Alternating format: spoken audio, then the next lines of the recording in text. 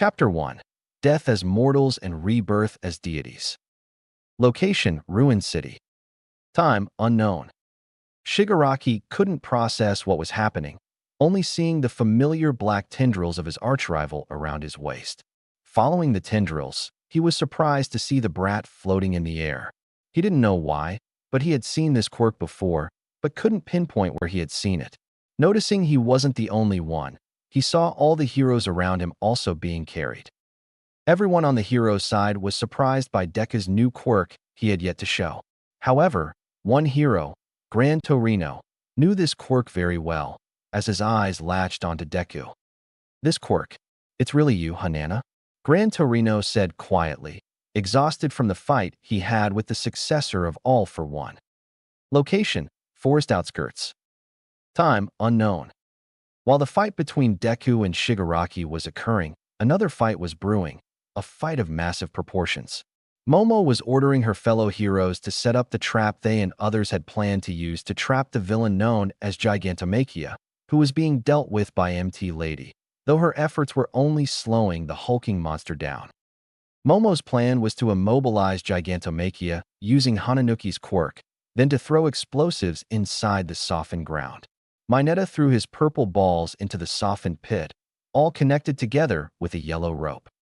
Momo went over the plan with everyone one last time, saying their job was to restrain Gigantomachia as much as possible, while they tried to put the villain to sleep using a solution she had created.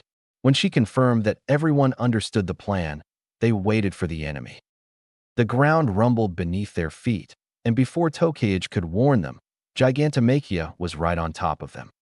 Back with Midoriya, the heroes watched from the sidelines as Deku attacked Shigaraki with all his might, his own anger clouding some of his common sense. Each attack broke his body, each attack destroying whatever was left in his mangled arms and legs, but he didn't care. As long as Shigaraki was alive, he would always go plus ultra. On the ground, the pro heroes were helpless and could only watch as Todoroki cooled Endeavor down, then moved to help Aizawa for first aid. "All right, listen up. I got a plan, but we only have one shot at it." Bakugo roared to the remaining helping pro heroes. "I can guess what you're planning. If we can hit him with a single, all-out attack, it might be enough to incapacitate him, maybe even kill him if we are lucky enough," Endeavor said, getting up from the ground, his foams erupting back to normal. "How are we going to do that? They're hundreds of feet in the air, and you aren't fast enough to catch Shigaraki off guard," Rocklock asked in worry, seeing the flaws in their plan. "That's what me and Icy Hot are for. We'll act as boosters, allowing Endeavor to grab Handjob from behind and burn him to a crisp," Bakugo explained, cracking his knuckles in excitement. With the plan set, Endeavor placed his arms over Bakugo and Todoroki as they flared their quirks, Bakugo using his explosions and Todoroki using his flames, with Endeavor using his own flames to boost their speed even more. Todoroki also used his ice to cool his father, so he can unleash as much firepower as possible. Shigaraki was too distracted by Deku to notice the torrent of flames heading his way, but when he noticed the air suddenly getting warmer, he was grabbed from behind, his arms locked in place as the faint glow of red and orange gave him the idea of who was behind him. "Deku, get back," Endeavor demanded, stopping Midoriya's rampage, his body unconsciously moving away, already guessing what Endeavor was planning. "Get off me, you old man. Let me go," Shigaraki yelled, trying to throw the pro hero off of him. "Over my dead body," Endeavor roared at the villain, as he tightened his grip on even more, as she roared from the very bottom of his lungs. "Ramanant's burn." Endeavor released his greatest move, a literal hellfire. Flames burst out of his body in every direction, the flame's temperature reaching close to the thousands, barely reaching the temperature for his flames to turn blue, but was hot enough to burn a blistering white. "Aya!" Shigaraki screamed in pain. His entire nervous system was screaming at him, yet he couldn't do anything to fight back. His brain was too overwhelmed with pain to react. Until... splat. Endeavor/father. Midoriya, Bakugo, and Todoroki yelled to the pro hero as they watched his flames dwindle to nothing. To their horror, they see Endeavor's back full of black, jagged tendrils, red lining all of them, and they retracted and returned to their owner, Shigaraki, or at least what was left of him, as fast as they appeared. Endeavor began to plummet to the ground, the sudden pain knocking unconscious, forcing his son and Bakugo to catch him. Watching Endeavor fall to the ground, Midoriya felt his anger boil inside him, ready to be unleashed toward Shigaraki, but his body was frozen in fear. He wasn't fighting Shigaraki anymore. He was fighting someone else, the aura around him feeling completely different. "Oh brother," Shigaraki, and All for One's voice came from the charred villain, his arm outstretched towards Midoriya. Midoriya couldn't react, as the same black tendrils from before erupted from Shigaraki's hand and went for him. Bakugo saw this happening and gave Endeavor to Todoroki. Using his explosions, he'll push Midoriya out of the way and tank the attack himself. But just as he was about to reach Midoriya, he saw his body glitch out of his way. Bakugo could only watch Midoriya get pierced by the tendrils, one embedding itself through his eye. "You bastard!" Bakugo yelled with fury, unleashing the biggest explosion he has ever created, snapping the tendrils and cutting All for One to one for all. Midoriya's body fell limblessly towards the ground, and Bakugo was the only one who could catch him in time, so he focused his attention on the nerd as they both safely landed on the ground. "Deku, get up. You can't die on me. Not now." Bakugo shook Midoriya, trying to pull out all the tendrils from young hero's body, but they were impossible to pull out. Gran Torino felt his heart break, watching another user of One for All, a kid no less, die by the hands of All for One. Casey-chan," Midoriya quietly spoke, grabbing the blonde's attention. Bakugo told Deku to not speak, wanting him to save his energy, but Midoriya says he doesn't have much time to live, as he felt lightheaded and cold. Bakugo screamed at him that he will not let him die, not when he can do something. "It's too late for me," Midoriya spoke quietly, as his arms moved to his hair, plucking a strand from it. Midoriya said that if he dies, One for All will die too, and Kaken is the only person he trusts to inherit it and continue its journey to make a better tomorrow.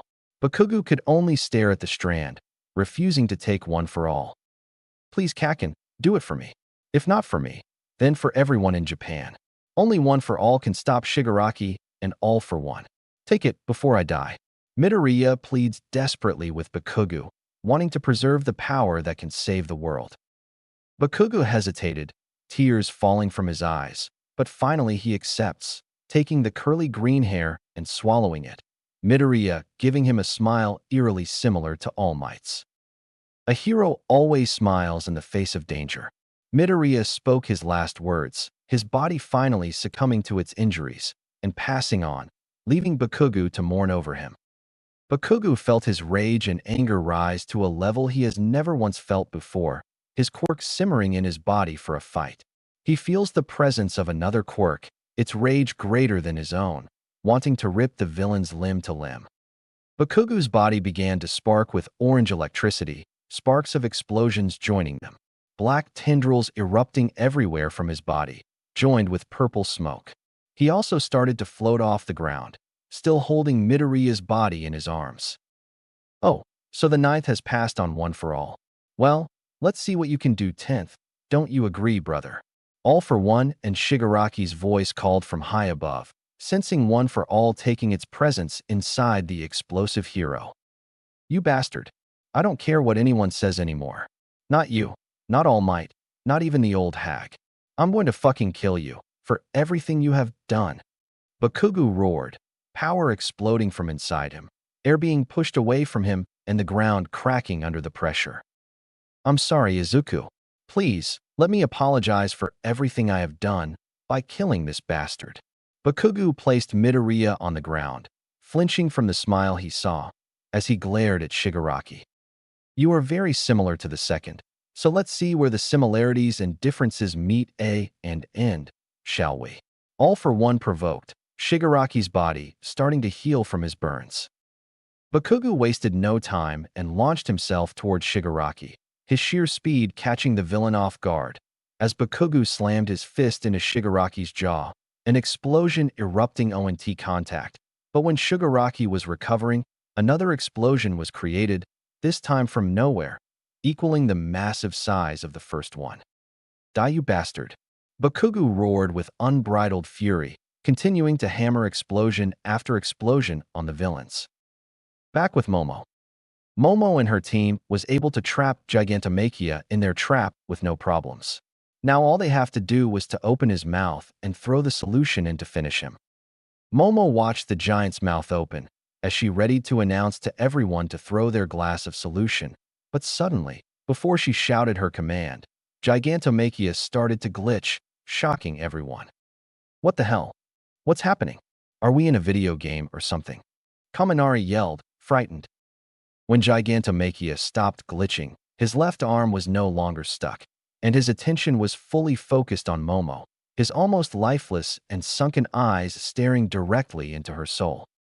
Gigantomachia hurled his free hand towards Momo, the girl frozen in place, unable to move or react.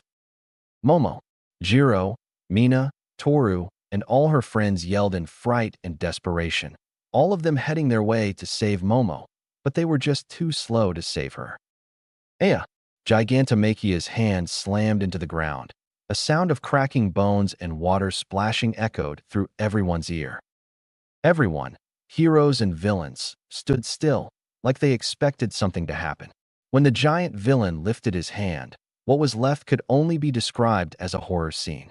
The hand-shaped crater Gigantomachia left was covered in blood and various amount of ripped clothing and mangled organs and hair. Bone shards could also be found scattered everywhere. Some blood and guts were even on Gigantomachia's hand, as they dripped off of it. Momo, Jiro knelt before the ruined corpse of her best friend and crushed. Jiro couldn't believe it, nobody could. Whatever caused Gigantomachia to glitch out, either a quirk or a fucked-up weapon, it caused the death of one of their smartest friends. My, what a mess. I'm terribly sorry for our pet's accident.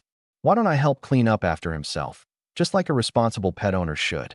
Dabi spoke from the giant's back, hopping down in front of Momo's corpse.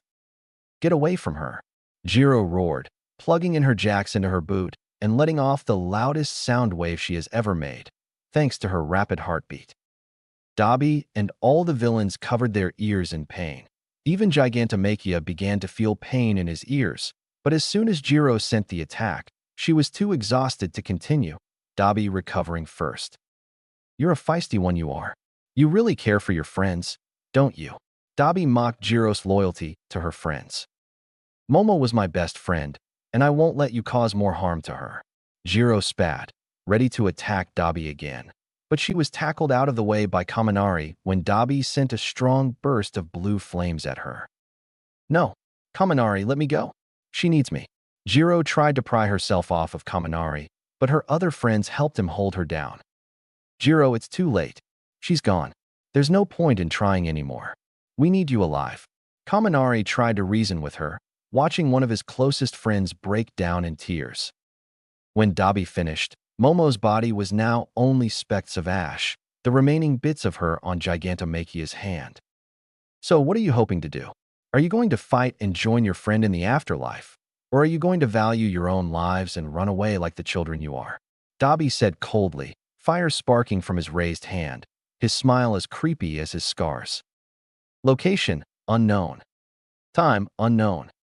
Midoriya felt weightless, like his body was under the effect of Uraraka's quirk, but at the same time, he felt something soft underneath him, softer than any pillow he had ever laid on. He felt so relaxed, so peaceful.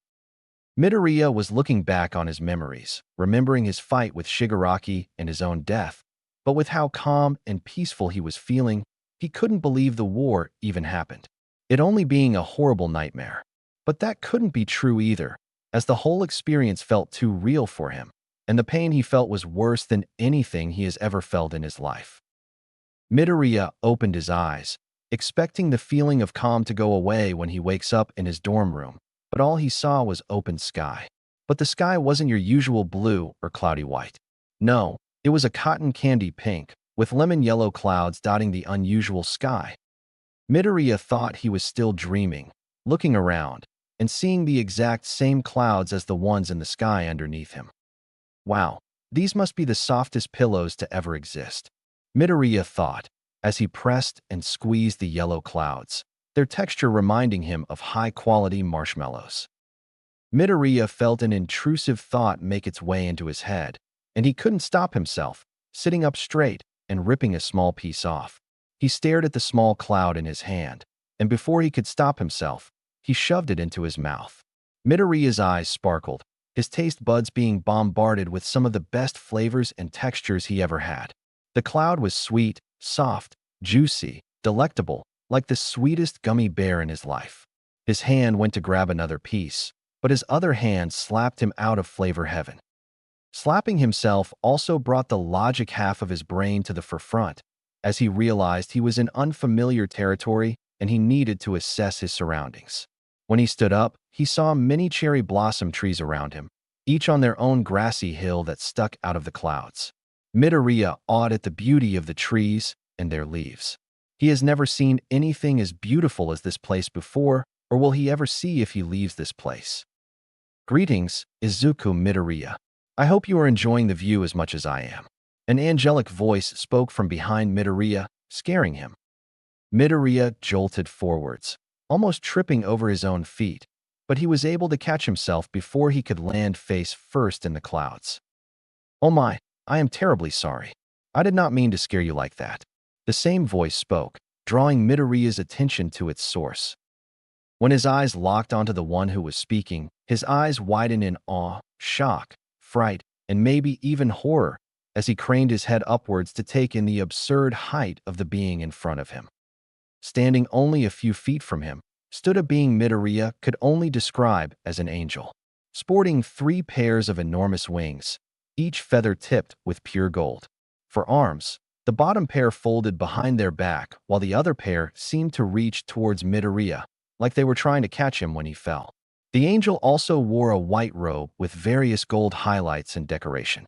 Lastly, their face, being the most stunning visual of their body, with their face being pure white, like the rest of their body, and their eyes having long gold eyelashes, each attached to a pair of glowing eyes. Their smile drew across their face like a small river, and their long blonde hair draped down past their shoulders, the length down their back reaching to their waist. Who? Are you? Midoriya asked, his body tensed at seeing the over 10-foot angel in front of him. Do not be scared, child. I seek no intentions to harm you, they said, raising one of their hands to wave off Midoriya's stress. For who I am, that is quite complicated. I do not own a name like you humans do, nor do I have a title. I exist to do the bidding of the universe, for I am a part of it. An extension of the universe's will, if you want to get technical. The angel explains, seemingly glowing even brighter as they splayed their wings.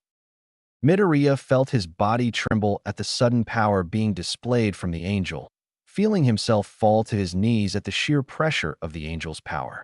The angel noticed and stopped flexing their power. Oh, I am terribly sorry. I haven't been around many mortals during my time of existence, so I have trouble keeping my power in check around you. Here, allow me. After apologizing, they waved their hand, Midoriya's body suddenly floating off the ground and by gently put down. You? Thank you? He said, still confused and terrified of what's happening. Please, child, do not be afraid.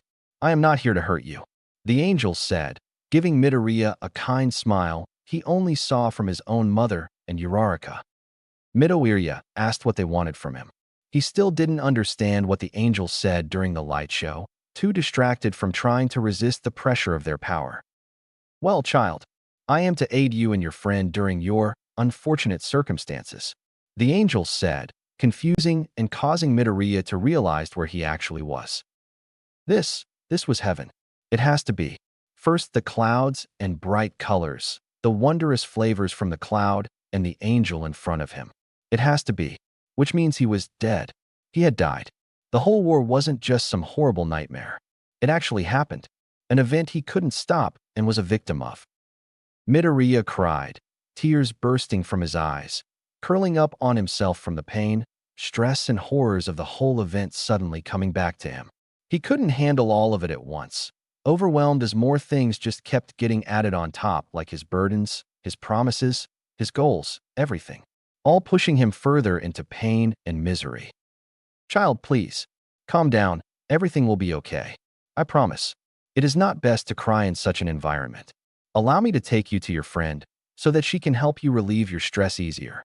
The angel asked, using their massive body and wings to wrap Midoriya up in a hug, his body easily accepting the hug, starved for any type of affection during such a low point in his life. Wait, did you say a friend of mine? Midoriya asked, stopping his crying for a second when he realized what the angel just said. Yes, I did. She was, unfortunately, one of the many victims of that horrible war. Quite a tragedy, I must say. Seeing such cruelty is such a horrible thing to watch. The angel said, their face showing remorse and sadness. Can I see her? Midoriya asked, seeing the angel's face lighten up, if their smile was anything. Of course. I was going to unite the two of you anyway. But it is nice to hear that you are eager to see her. The angel said, holding out one of their hands for Midoriya to grab it. Midoriya hesitated, but the angel's smile gave him the courage to grab it. Once their hands were holding, they were suddenly engulfed in a bright light even greater than the angel's own natural glow. Location, unknown. Time, unknown. Momo was very overwhelmed at the moment. All the information she was told by the angel was quite frightening, but at the same time comforting and intriguing. The whole idea was foreign to her, but she couldn't help but be thankful for the angel's offer. I wonder how long they'll be. They said they would bring someone with them, but they never said who. Momo thought, as she drank from a cup of tea the angel gave her. Suddenly, her question was answered when a massive flash of light appeared near her and the table she was sitting at. Momo had to cover her eyes from the extreme brightness, almost dropping her cup of tea. When the light finally subsided, Momo was able to see, but her eyes bulged and her mouth hung open, her grip on her teacup finally loosening, and it smashed onto the ground, spilling all her tea. Me, Midoriya? Location, unknown. Time, unknown. Midoriya felt drowsy and dizzy. The feeling of disappearing from one spot to another was very disorientating for him. But as quickly as the dizziness came, it just as quickly went away, allowing Midoriya to view his surroundings. But his attention was drawn to the sound of shattering glass or porcelain and a familiar voice. Me, Midoriya? Midoriya looked over to see Momo sitting at a table, shattered porcelain around her feet. Yaoyorozu?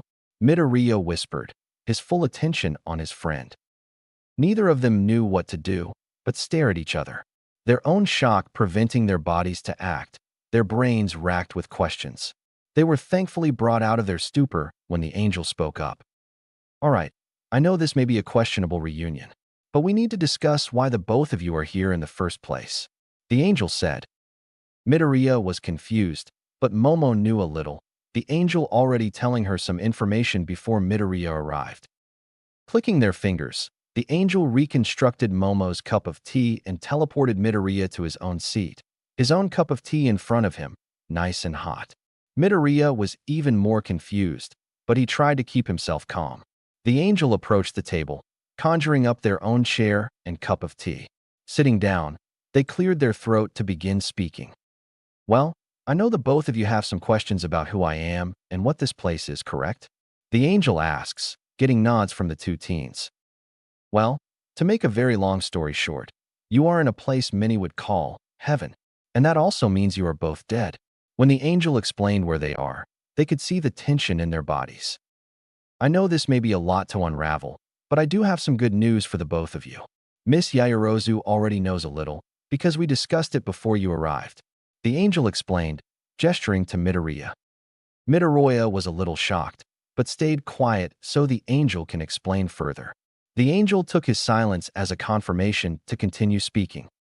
This may be hard to understand, but your deaths weren't not supposed to happen, and now I will have to fix what has been broken. The angel surmised, shocking Midoriya and even Momo. Not supposed to happen? What do you mean? If we weren't supposed to die, why did we? Midoriya asked, unable to process anything that is happening. Well, Midoriya, I can easily answer your question.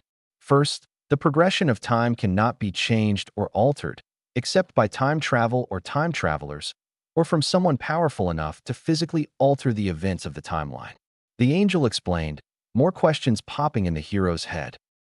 So, if our deaths weren't supposed to happen, that means they were altered, but I don't think it was time travel because Gigantomachia glitched out. So I'm guessing it was the latter scenario, correct? Momo proposed, surprising Midoriya with how quickly she pieced things together. You are quite right, Miss Yaoyorozu. Normally, I, or my brothers and sister, interfere with anyone who causes such things, but I was unable to stop them because their power was surprisingly greater than mine. The angel said sadly, but got a question from Midoriya. If I remember, you said you were an extension of the universe, right? He asked, getting a small nod from the angel. Doesn't that mean you have infinite power? How can anyone be stronger than infinity? Midoriya asked, slightly raising his voice, unable to comprehend the amount of power someone needs to overpower the universe itself. It does not work that way, Midoriya, but I will not bore you with the complications of such matters, as they do not concern you. What does concern you is what is going to happen to the both of you, the angel said, believing it was best they focus on the present than the past. Midoriya wanted to know who the person that basically killed him, but he somehow knew he'll never know or understand how they succeeded with such a task. Like seriously, changing the event of a timeline and being stronger than the infinite power of the universe. It was all incomprehensible. Now, the angel clapped their first pair of hands. Allow me to get to the good news. Midoriya and Momo quietly listened to the angel, ready to absorb all the information they will say. Fortunately for the both of you, you will be granted a second chance at life. The angel exclaimed, shocking Midoriya, but Momo's face didn't change besides a little smile. Wait, a second chance at life? You can do that? Midoriya asked, getting a chuckle from the angel. Of course, Midoriya. I control every aspect of the universe, which also includes the concepts of life and death, along with everything that resides inside the universe. The angel said, a little proud to boast their powers. Before Midoriya could celebrate quietly in his head, the smile on the angel's face fell, concerning both the teenage heroes. But there is one caveat to this process. Hearing the silence from the two, the angel continuing, you see, because your deaths were caused by an outside force and not from time travel, the very concept of your existence have been corrupted. The angel explained, shocking the both of them. Corrupted? How, why? Momo exclaimed, horrified from what the angel said. Do not worry. Being corrupted is not a bad thing. It just means you are incompatible with your own timeline. The angel explained.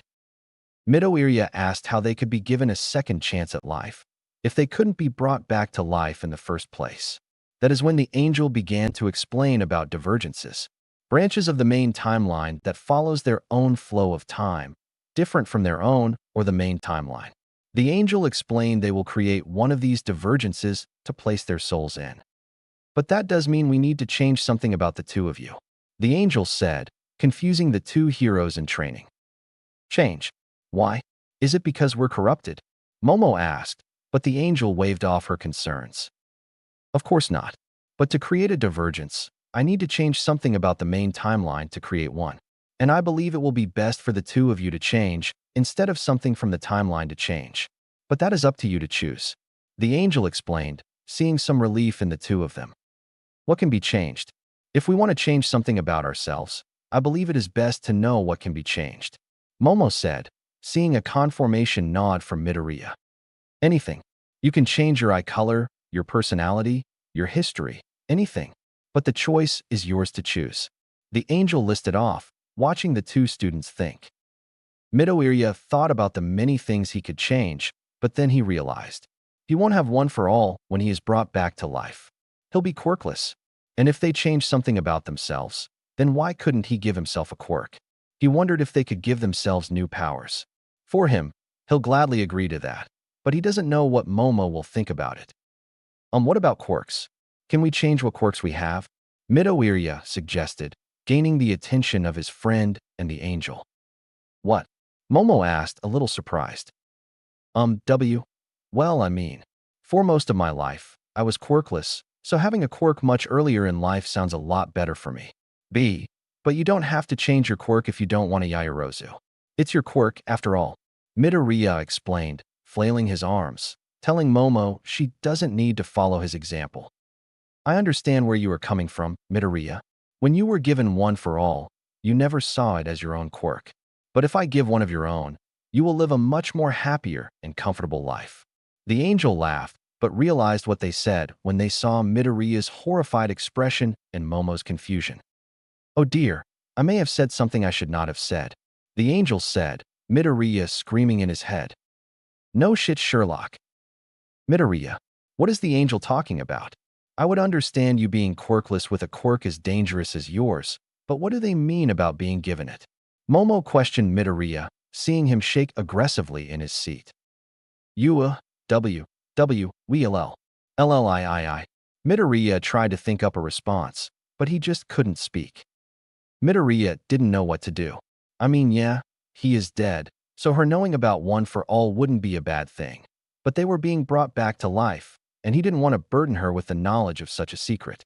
And how will she react? He lied to her and everyone about his quirk. If she found out he was just some quirkless nobody, she would just make fun of him like everyone does when they find out he's quirkless. That is just how things work in their society. Allow me, Miss Yaoyorozu. I believe it would be best to show you what one for all is.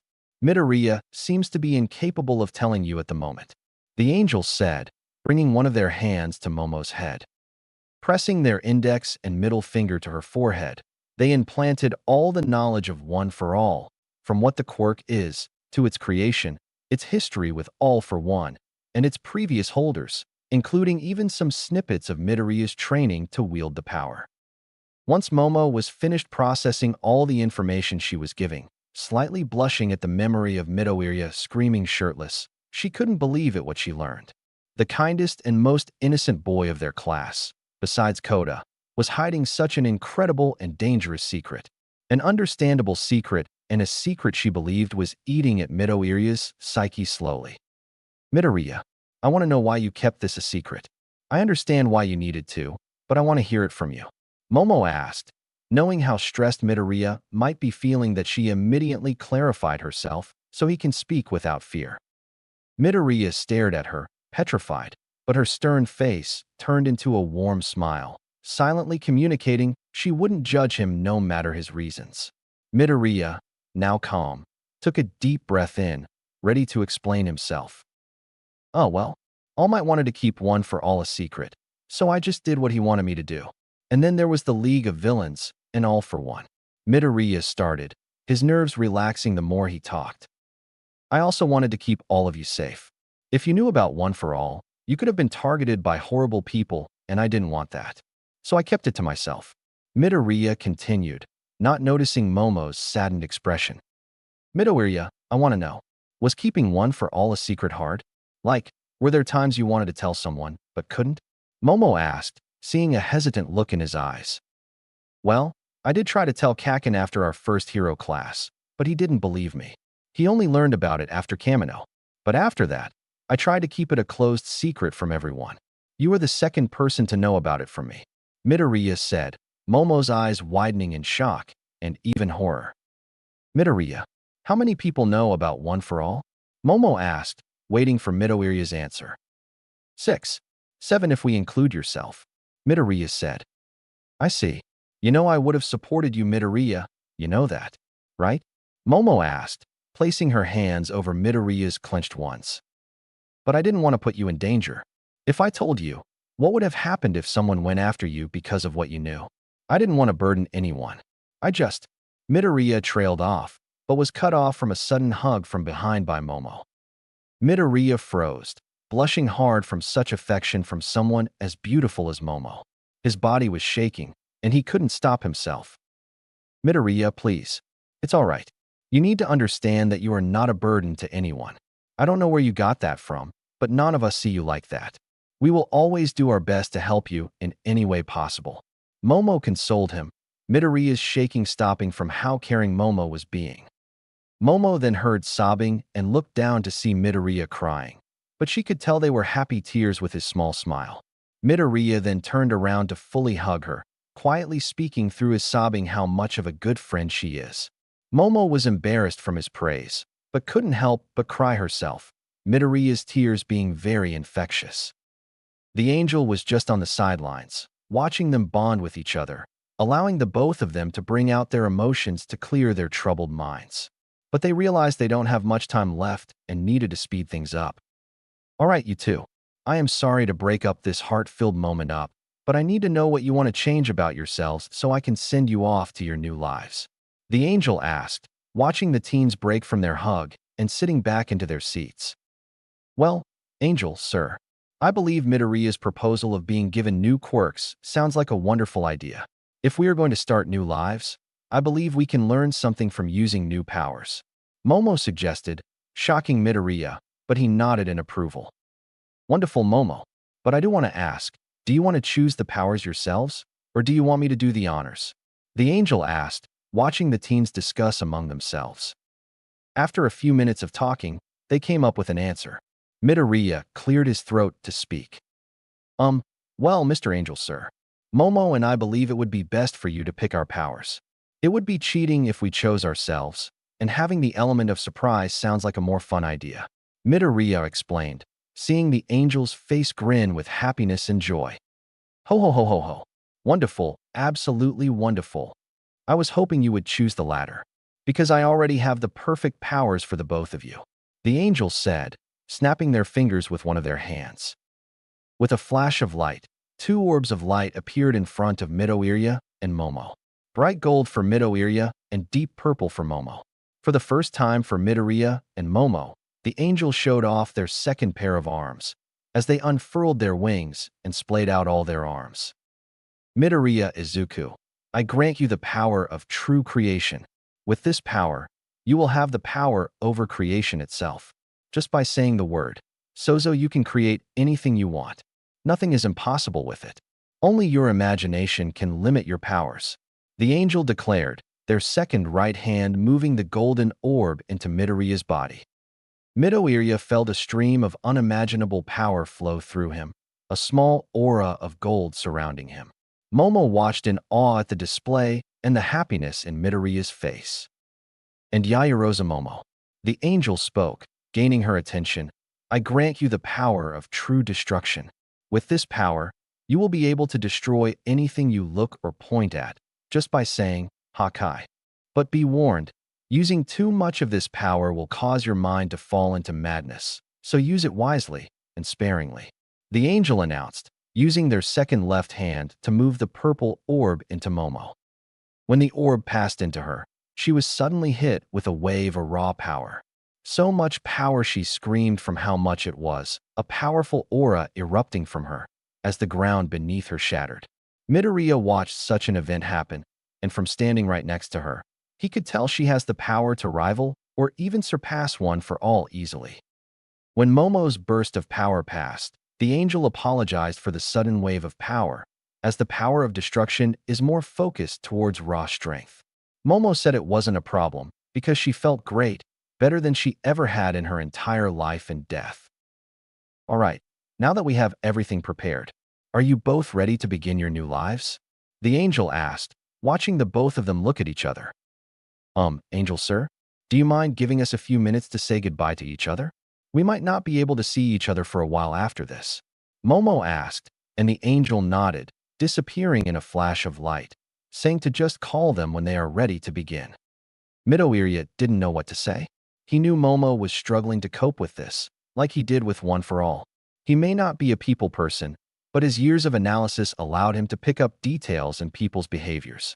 When he observed Momo, he could tell she has similar problems like him, like his anxiety and shyness, but she also has her own problems like her self-confidence issues. So, how do you feel about all of this? Momo asked, bringing Midoriya out of his train of thought. Sorry, I was rambling about something. Midoriya apologized, Momo only giggling. It's okay. I just wanted to know what you thought about this whole thing. Momo said. Oh, well, at first, not great. Being killed isn't the greatest, but now with these new abilities and the prospects of a new life, I feel as excited as I did when I was given One for All. Midoriya said, clenching his hands into fists. What about you? Midoriya asked. Momo was quiet, thinking about her answer to Midoriya's question. She was looking down into her cup of tea, as hot when she was given it. Momo couldn't think of many good things coming from this. Starting a new life for her is basically saying all her efforts before are now meaningless, and she would have to do it all over again. How can she cope with such a thing? I don't know. I know you're excited to have a redo on your whole life, but I just feel like everything I worked for, everything I strived for, and everything I have accomplished are now meaningless. All because someone used us like toys. Momo said, tears falling and her grip on her teacup increasing, not noticing the cracks forming until the cup shattered. Neither of the teens acknowledged the shattered cup because Midoriya was thinking up a way to help cheer his friend up. I understand what you were saying. Feeling like everything you have done means nothing, but you can see it in another way, Midoriya said, seeing Momo looking up at him. What do you mean, Midoriya? Momo asked. Well, if we remember everything from our previous life, we can use that to help make our second life better. We would be able to fix our mistakes, we can help people we never did, and we can create new bonds with new people. Nobody said we have to do everything all over again. It's a new life with new challenges. Midoriya listed off all the benefits, but Momo didn't seem convinced. What if you're wrong? What if we try to do something different, but are forced to do the same things we did in our old lives? Momo asked with pleaded eyes. We shouldn't let our previous lives dictate our new ones. If our lives are set in stone, then we'll just have to break through that wall. I did it once with Sir Naitai, and I'll do it again. But this time, we'll do it together, Midoriya said, seeing a small smile cross Momo's face. Hee hee, thanks, Midoriya. Thank you for cheering me up. Momo thanked Midoriya, seeing a bright smile on the boy's face. Midoriya was about to call the angel to send them off to their new lives, but he saw Momo's face drop again, telling him she was still doubting herself. Midoriya understood that one speech wouldn't help her entirely, so before they would have to be separate for an unknown amount of time, he decided to give her something to remember him and keep going. Momo? Midoriya asked, seeing her eyes slightly widen from hearing her name from him. Did your mum ever sing you a lullaby? He asked, confusing Momo. No, not from what I remember. Why? She asked curiously. Well, whenever I had trouble sleeping, either from nightmares or when I was really sick, my mum would sing me lullabies to help me sleep. They were usually songs from America, but I never knew why she sung American songs. He said, Momo's confused face not changing. Why are you asking me this, Midoriya? Momo asked, finally realizing he was calling her Momo, unable to understand where he was going. Oh well, I wanted to ask, is it okay for me to sing you a lullaby, to, give you something to remember me by? I know I might be overstepping, but I just want to help keep you calm, that's all. Midoriya explained, seeing Momo's eyes sparkle a little. Momo accepted his request with happiness, saying how much she appreciates Midoriya for caring about her so much. Midoriya said it's a hero's job to care for people, and it's just in his nature to help others. Momo giggled, remembering the many times Midoriya would put himself into danger to protect others, from protecting to saving Eri, and fighting off Stain to save Ida. Well, I'm not really great at singing, so don't expect too much, Midoriya said, a little nervous and his smile a little shaky. I don't mind, Midoriya. I believe you have a lovely voice, so I know you'll sing wonderfully. Momo complimented, making Midoriya blush a little. Hey, alright. TTH. Thank you, Momo. Midoriya thanked Momo for her compliment, blushing. Midoriya took in a deep breath, calming his nerves and clearing his throat. As if on cue, a quiet melody began to play, but Midoriya and Momo didn't mind the lovely music as Midoriya was ready to sing. Flower, gleam and glow. Let your power shine. Momo carefully listened to Midoriya's song, entranced by the beauty of his voice. When he said he wasn't good at singing, he massively underestimated himself. Make the clock reverse. Bring back what was once was mine. Momo's felt her body relax, completely enthralled by the song. She was the smartest in their class, so she knew the English language quite well, and these lyrics to her were nothing but beautiful. Heal what has been hurt. Change the fate's design. Momo couldn't help but inch her chair closer to Midoriya, not realizing how close she was, the song distracting her too much. Save what has been lost. Bring back what once was mine. What once was mine. Midoriya finished singing, the background music subsiding. Midoriya never knew singing would feel so comforting, but he definitely appreciated his mother's singing more than he ever had now. So, Momo, how was? Midoriya turned to Momo to ask for her opinion, but the sudden closeness of their faces threw him off his chair, his face turning fully red. Ah, Midoriya, are you okay? Sorry, I didn't mean to scare you like that. The song was so good I didn't realize how close I was. Sorry. Momo apologized for her mistake, a visible blush plastering itself on her face, but she ignored it in helping Midoriya off the ground. No, it's all right. You didn't mean to do it on purpose, so there's no hard feelings. Thanks for helping me, though. Midoriya waved off her apology and accepted her hand. The two laughed a little, with Momo saying she liked his singing, thanking him greatly for giving her such a wonderful memory to remember him by, till they meet again in the future. Midoriya kept his blush, saying he only did it to help her feel better. Momo says he succeeded, saying she will cherish it till they finally reunite. All right, you two. I think it is about time for you to leave. I do not want you to take up too much time here. The angel suddenly appeared in a quick flash of light. Yeah, I guess you're right. I'm just nervous about all of this. What about you, Momo? Midoriya said, looking over to her. I'm a little nervous too, but we've been through much worse, so I know we'll get through this, right, Midoriya? Momo said, Midoriya never losing his blush for a second. Please, call me Izuku. I've been calling you by your first name, so believe it is fair. Midoriya offered, seeing Momo's smile widen a little. All right then, Izuku. We'll get through this like heroes. Momo cheered, both hers and Midoriya's blushes also growing. A few minutes later, Midoriya and Momo were standing underneath the cherry blossom tree, standing only inches away from each other, as the angel stood a few feet from them. Well, Midoriya, Izuku, and Yaoyorozu Momo, I believe it is time for us to part ways for good. But for the pair of you, it is only a temporary goodbye. The angel spoke, as the two nodded. Our time with each other may have been short, but I know you will remember this moment fondly. The angel dared, which Midoriya said he'll remember them for the opportunity they gave them. The angel happily smiled, as they unfurled their second pair of arms and placed both pairs together, as the brightest light from the angel shone from each hand. May your new lives grant you happiness, opportunity, and peace. The angel announced, their voice suddenly sounding like multiple voices stacked on top of each other. Midoriya and Momo felt their bodies glow, beginning to turn into light, feeling their existence disappearing from this plane to another.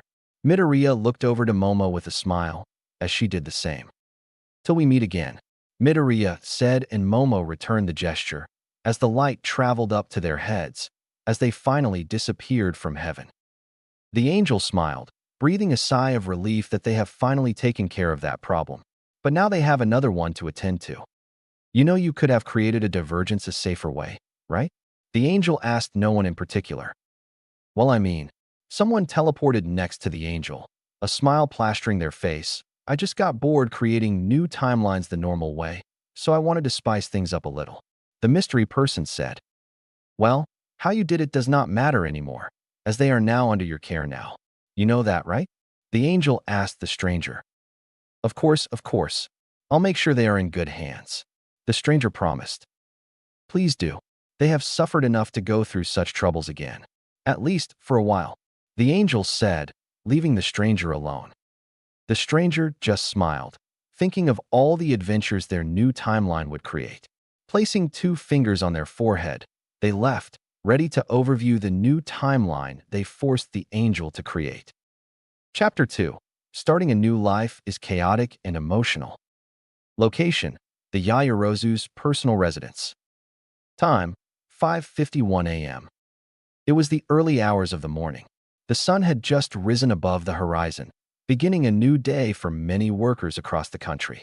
Somewhere in Japan, the Yaoyorozus, one of the most influential families in Japan, responsible for many advancements in many fields like assisting UA with its budget, helping build up small businesses by integrating them into the Yaoyorozus, giving said businesses many benefits, and most importantly, creating highly beneficial medical equipment and medicine that had helped both Japan and many countries across the world save millions of lives. And without them, many hospitals, both local and foreign, may not be able to support or help the large influx of patients of today's era. But instead of focusing on the Yaoyorozu as a brand and business, let us go to one of the members of the Yaoyorozu family, specifically the young daughter of Tando and Kato Yaoyorozu, Momo Yaoyorozu. She was only 2 years old, yet she already has a whole room to herself, having a queen-size bed with some of the most soft and fluffiest pillows money could buy, and a closet that could be seen as a whole room to some. In short, her family was rich and her parents spoiled her. Every day at 6 a.m. on the dot, a maid would come in her room to wake the young lady up, help her get ready, and bring her downstairs to have breakfast with her parents. But the clock has yet to strike 6, so there was no maid to wake little Momo up yet. But that didn't stop the toddler from waking up prematurely, rubbing out her eyes and letting out a small, adorably high-pitched yawn. What a strange dream. I must have been so tired last night. Little Momo thought, remembering the strange dream she just had. To her, the dream was peculiar. Normally her dreams were nothing more than spending time with friends and having her quirk becoming more viable, but what she actually had was so different. It wasn't scary, but actually quite beautiful. Izuku was there, along with what she believed was a guardian angel of some kind. They were in a place that she could only call heaven, with the beautiful hills, soft yellow clouds, and gentle pink skies. Wait, why did I call Midoriya by his first name? When do I call him by his first name? Momo realized she called Izuku by his first name, which she had never done. Suddenly her brain began to hurt, a flash of memories stabbing at her brain, all rushing in at once, revealing events that weren't supposed to happen, yet they did. Momo couldn't believe them. When the last drops made their way into her brain, Momo was horrified and remembered everything that had happened. Her dream, it was real. It was all real, and not just her dream, but her death as well. It all happened, and she couldn't believe she didn't want to, but the events were all there. She died. She had died, and then brought back to life to have a second chance. But she had died. She died. And she died while she was being a hero. Did she die because she wasn't strong enough? Was her plans not good enough? Was she not fit to be a hero? Why did she become a hero if she weren't fit to become one? Would Izuku care for her for not being good enough? Would he even care for her as a friend for being so weak and incompetent? Why am I calling him Izuku? I'm not even close to him to be allowed to call him Izuku. Momo was having a panic attack, all of the trauma of dying, plus all the small things from her previous life, like the expectations of being a great hero, having perfect grades, and being the successor of her parents' business. All of it hit her like a freight train. I'm such a failure. How can I show my face to Izuku? How can he trust me when I have failed? Momo continued to spiral, but to her rescue, a voice suddenly popping in her head helped snap her out of her panic attack, but it didn't stop her from still panicking. You are not a failure, Momo. Izuku isn't a person who would hate someone for making a single mistake. Everyone make mistakes, and Izuku had made plenty of them. The voice, sounding like it came from her head, told her. Who's there? Who are you? Momo was scared, bringing her bed covers up to her face, only allowing her eyes to peek over.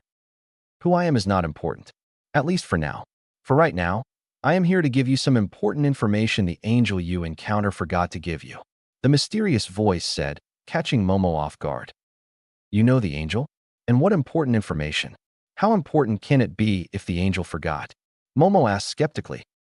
She didn't know who this person was, and them saying they know the angel, either personally or as a coworker, she stayed on guard in case the voice appears in front of her. The information you weren't told is very important. Without it, you won't be able to ignite your new powers. The voice said, the information confusing Momo.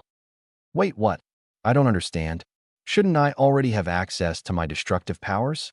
How could the angel forget something so important? Momo asked, looking down at her hands, hoping to feel her new power flowing through her, but she felt nothing, not even her old quirk. Well, I kind of lied before. The angel didn't forget, more like they didn't know such a requirement was needed. But do not worry, for I have the power to give you what you need to unlock your new powers. The voice said, their voice sounding more excited at the end of their sentence. Momo didn't like this person. They were too mysterious for her liking.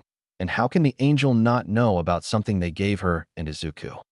The voice told Momo that all she needs to do to unlock her powers is to speak a cantrip they will place in her mind after they finish talking, but they said it will be far down into her mind that she needs to actively search for it. Momo asked why they couldn't just tell her the information, but the voice didn't respond, meaning they are ignoring her, or they have left. Even if what the voice said was true, she didn't trust them until they showed themselves and proved they were to be trusted. Who even was that? How could they know something the angel didn't? Are they stronger than the angel, or did the angel work for them? Momo had so many questions that couldn't be answered, but she decided to focus on something else because it started to give her a headache. Looking to her side, she saw the clock on her bedside table read 5:56 a.m., meaning a maid will soon come in and wake her up. So with some time to spare, she figured she could use this extra time to herself to try and unlock her new powers. Jumping off the bed, being careful to not fall on her face, she looked around the room for something. If she remembered correctly, she knew power gave her the ability to destroy anything. But how that works she isn't clear, but what she is clear about is that she knew what she wanted to use as her first test subject. After only 2 minutes of looking, she found what she was looking for in her old toy chest. Inside were an assortment of toys from dolls, blocks, and even some very old stuffed animals. What Momo was interested in was the Russian doll she was given in her last life. This doll was important to her. In her last life, her mother helped her train her quirk by using the doll as a blueprint of sorts to help her create a copy of it. Ever since she created her first doll, she cherished the original doll for many years, keeping it nice and clean, making sure it was somewhere safe, and she even brought it with her to the dorm rooms when she moved. It was that special to her. Now, in her new life, she will be again using it to test her new powers, but a negative thought came to her mind. I want to test my powers using it, but if I did, I won't have it anymore. Momo didn't want to destroy her Russian doll.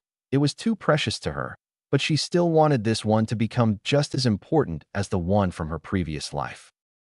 Wait, I got an idea. Momo's brain took only nanoseconds to come up with an idea around her problem, one that was very simple. It's a Russian doll, meaning it also has smaller versions of itself tucked inside. She will take each doll out and instead destroying the whole collection, she will only destroy the smallest doll. This made her excited, happy even. 6 o'clock was reaching near, so she had to find the cantrip the mysterious voice gave her. Momo was a smart girl. Her parents made it their mission to teach her everything they know, how to study well, and how to problem solve. This, along with her drive to become a better hero, helped her find the full cantrip in only minutes. The cantrip was sickening. The words and their meanings made her feel ill, but she told herself she would use her new powers to save people, even if it were similar to a villain's quirk. After finding the cantrip, she placed the small doll in front of her. Then kneeling down, she clapped her hands twice, then placed them in front of her, palms facing towards the doll and her thumbs pressed together. With everything ready, she began to recite the cantrip. "Oh, Momo, darling, it's time to wake up." A sing-song voice came from her door, but Momo was too focused on reciting the cantrip to notice the person entering her room. From the now open doorway of her bedroom was the maid that was scheduled to help wake Momo up and get her dressed. Her name was Ray Hannah, a young lady with a petite body and fair skin, with warm orange-colored hair, short enough to reach her shoulder that curled at their ends. Her eyes were quite a spectacle to look at, as they were related to her quirk. When it is not activated, they were a vibrant blue, but when she activated her quirk, they turn into what can only be called as rainbow-colored gems. Whenever she makes eye contact with someone while her quirk is activated, she can read any thoughts the target had in the last hour. When she entered the room, expecting Momo to be in her bed sleeping, she instead was met with Momo kneeling on the floor, her hands extended in front of a Russian doll, the smallest doll it seems. "Oh my, Momo sweetheart, why are you awake? Did you have a nightmare or something?" Miss Hannah asked, ready to activate her quirk to see what kind of nightmare Momo had. But the girl didn't look her way, only focusing her eyes on her doll. "Where light shine, darkness shall follow and cause its decline." Momo whispered, quiet enough for Miss Hannah to not hear, but she saw Momo's lips moved, so she was questioning what the toddler was saying. Then all of a sudden, a dark, purple aura enveloped Momo, but it seems Momo didn't notice the change that was happening around her. Miss Hannah was surprised, happy to see Momo's quirk activating, but her happiness didn't last long when her body felt heavy. Looking at the aura, she could feel her heart race, her breathing increase, and a sudden wave of fear and dread washing over her. That aura, it was something dark, something horrible, but why was such a quirk coming from such a wonderful and kind girl? When creation brings life, destruction shall cause it to strife. Momo continued to chant, now speaking loud enough for Miss Hannah to hear. When Momo finished chanting the second line, the power held inside her aura began to leak out, the aura dancing around her like a fire, causing gusts of winds to burst out from her and violent shaking that shook the entire building, which caused mass panic across the estate. Miss Hannah was thrown to the ground from the wind, her face terrified from the large amount of power coming from Momo. But it was also caused by looking into Momo's purple aura, now more dense, and she couldn't move. Terrified she would be attacked by whatever power the aura holds. Give me the power to destroy who I see fit, so I can force the world to submit. Momo yelled. Her body began to change, her eyes turning from their onyx black to a violet purple, a bright glow emanating from them. Her body also grew in size, her muscles increasing in mass, yet their size didn't grow as much, as her body was still of a toddler's. Momo's increasing power caused the previously made tremors and gust of winds to become even stronger, which made everyone inside the Yaoyorozu's estate to panic even more. Tanso was trying to keep everyone to stay calm, but his efforts were all in vain. With everyone being this hysterical, he realized his daughter could be in danger, so once he found his wife, Kato Yaoyorozu, they headed to Momo's bedroom. Grant me the power of true destruction, Momo shouted again, changing her pose, pulling her hand to her head, clenching it, and spreading her finger of her other hand, keeping her right arm stretched out. Before Momo could finish the cantrip with the very word she was told by the angel, she watched the doll gain a purple aura, similar to her own, but less like a wild fire and more of a faint glow. But after watching the small spectacle, Momo decided to finish the cantrip. Tensing all her muscles, gritting her teeth, and with her hair flowing unnaturally around her, like her hair was snakes, Momo yelled the words she would become accustomed to for the rest of her second life. Hakai, Momo shouted, and with that final word spoken, all the tremors, all the gust of winds, even her intimidating aura ceased altogether, turning the whole estate silent. Momo and Miss Kana watched the doll, waiting to see what would happen to it. Kana was completely clueless, still reeling from the awful power she felt from the 2-year-old child. Momo was expecting the doll to turn to dust or break apart into millions of pieces, but what she saw was completely different. From the top of the doll, a small purple ball of light, no bigger than a ladybug in physical size, but the glow it emanated made it look bigger than it actually was, peeled away from the doll, floating in the air and disappearing. It was then followed by another ball of light, then another, until dozens then hundreds of lights peeled away from the doll. Momo and Miss Hannah could see the doll was disappearing. Each piece of it was being taken away by the light. This whole event of the doll being ripped apart only happened in mere seconds, as Momo watched the doll being ripped to pieces, presumably on the atomic level, until there was nothing left. Momo couldn't believe it. This was her new power, the power of true destruction. It felt incredible. She couldn't help but look at herself as she finally realized she had put on some muscle, feeling a lot more physically stronger because of the whole ordeal. But her more muscular physique didn't stop her from being a kid, so she began to cheer, jumping up and down on the spot, happy to have such a strong power. What is the meaning of this? Her cheers was quickly stopped when she turned to the source of the noise, her face paling when she saw the angry yet disappointed face of her parents, her father being the one to shout. Momo was frozen on the spot. The glare her parents gave her made her unable to move or speak. Even though she was happy before, she felt scared, small, and vulnerable. All she could do in this situation was to utter a quick sentence. Uho. Location, Midoriya's residence. Time, 6:01 a.m. While Momo was going to be scolded for nearly destroying everything, somewhere else in Japan, in the city of Mizudafu, a young boy called Izuku was sleeping in his own All Might-themed bed. Izuku was sound asleep, dreaming of something that, for someone who is able to vividly remember their dreams, was unique compared to his usual ones. Normally, he dreams of being a hero like All Might, or being All Might's sidekick, or just having fun with whatever quirk his brain decided to be the focus of his dreams. But this dream, he was in a place where the ground was yellow clouds, having a pink sky and grassy hills with cherry blossom trees. Momo was there, and some giant angel. Hakai. Aha. Izuku jumped awake, awoken by a sudden power that felt very powerful. Destructive even.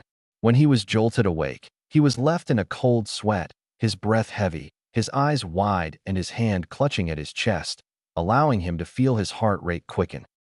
Izuku didn't know what he felt, but when he looked around, nothing seemed to be out of the ordinary, except his baby hands.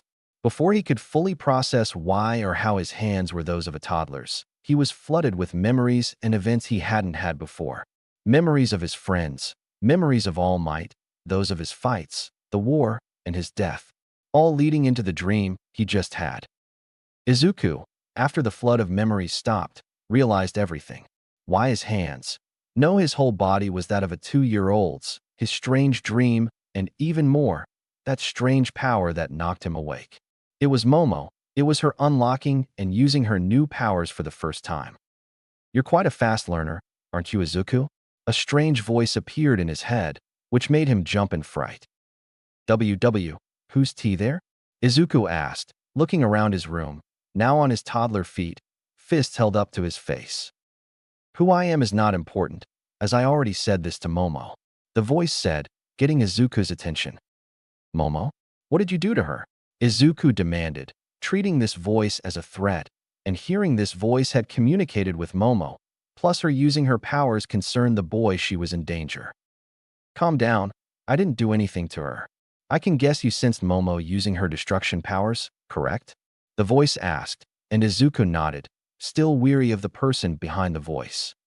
"Well, you see, I was the one who allowed her to do so," the voice proclaimed, then went on to tell Izuku what he told Momo about how he needs a cantrip to unlock and use his powers. Izuku asked why the voice couldn't just tell him the cantrip, but the voice was already gone, leaving Izuku alone with his thoughts. Now with his mind racing at rapid speeds, he had calmed down by focusing on something, which was to find the cantrip that was apparently deep in his mind. Momo was able to do it, so why couldn't he? Izuku jumped off the bed, but forgetting he was now 2 years old again, he landed face first into the ground, making a loud thud sound, along with him groaning from the pain. Once he picked himself up, he decided to sit on the ground and search through his mind, hoping to come across the cantrip as fast as Momo did. But not even a minute into his searching, his mother, Inko Midoriya, burst through the door of his bedroom, her face filled with worry and fear.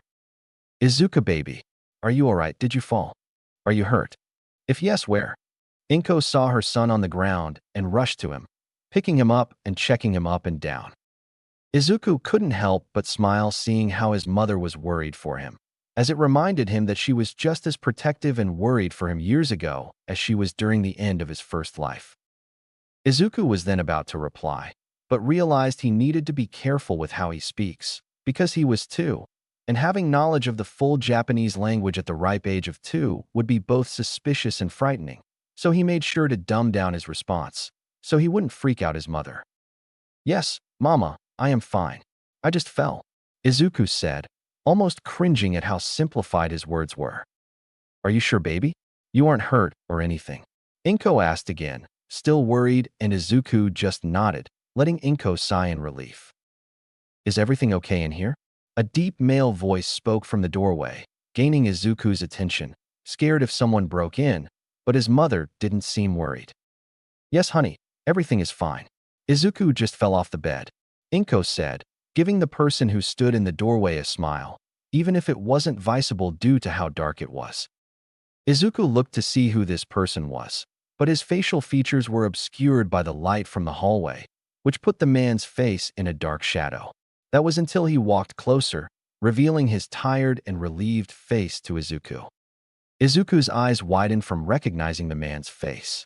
It had a similar structure to his own, his face covered in freckles, yet his eyes were tired, like he worked for over 12 hours. His hair was just as messy as his, but instead of a forest green, it was a fiery red. His eyes were a blazing yellow, and he wore minimal clothing, only wearing a shirt and pajama trousers. It was his father, Hisashi Midoriya. Here, honey, pass me Izuku. I'll tuck him back into bed. You can head back to bed, and I'll join you shortly. Hisashi said, but Inko protested, saying she doesn't want to leave Izuku, still worried he is hurt somehow. Oh, come on, Inko, he looks fine. He doesn't look in pain, and I want to relieve you so you don't have to stress too much. Hisashi tried to reason with his wife, which made her submit, passing Izuku to him and heading out, saying she'll be waiting. Once the patriarchs were left alone, Hisashi took Izuku back to his bed and tucked him under his covers, though his mind was on something Inko seemingly was more worried about than Izuku falling down. Seriously, kid, did you have a nightmare or something? I swear I heard you screaming before. Hisashi asked, hoping the screaming he heard was all in his head. Izuku didn't answer, his mind enthralled by his father's face. This was the first time seeing his father since he left to work in America in his first life. He didn't know why he did. All his mom told him about his father is that he did it so he could help provide both him and his mother a more stable life. He couldn't argue against that as his mother did allow him to buy a lot of All Might merch, but he still felt awkward whenever his father was brought up in conversation. Hey, Izuku, are you okay? His father asked, a little worried with Izuku just staring at him with his beady toddler eyes. Izuku realized his father asked him a question and, with the best imitation of a toddler again, said he was, saying he just had a nightmare. I'd see. We get nightmares from now and then, so it isn't something too serious. His father sighed, which is when Izuku saw his father's tired face more closely, seeing bags under his eyes, properly from stress at work or not getting enough sleep. Hisashi ruffled his son's hair, telling his son both he and his mother will get some shut-eye for a few more hours, then they'll make him some breakfast. How does pancakes sound? I don't think Inko will be able to make homemade ones, but I'm certain they'll be delicious. Hisashi said, a smile similar to Izuku's own smile plastered on the tired father's face. Izuku never hated many people in his life. The ones who made it to his list of people he would never forgive for the things they have done are mostly villains he encountered like Chiseki for his crimes of experimenting on Eri, All for One for his 200 years-long campaign to create a world of chaos, and especially Shigaraki, who he hates the most for causing so much pain and destruction in his own life. Would he put his dad in the list as those villains? Obviously not. But he certainly would have his father somewhere he'd rather forget about. But seeing his father smile, his appreciation for his mother's cooking, and the effort he puts in that makes him look as tired as he looks, he can no longer hate or ignore his father.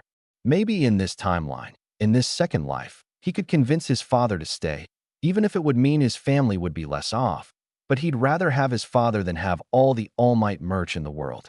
All Might was the father he didn't have, and now he could have his actual father as the man he looked up to make proud, and to have a relationship he needed for most of his first life. Dad? Izuku spoke, his voice quiet, but his father was still able to hear him. What is it, son? Hisashi asked, curious with what his son wanted to say.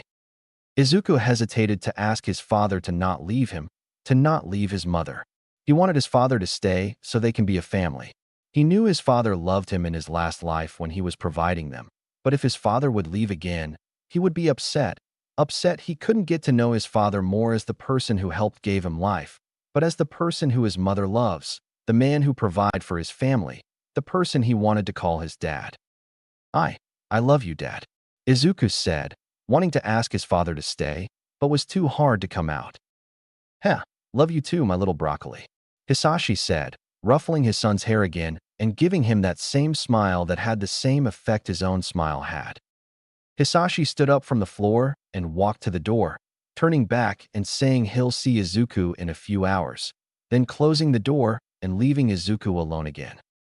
Izuku knew his father was a good man, and now he has this urge to unlock his powers and show his father he can help his parents as much as he can help him and his mother.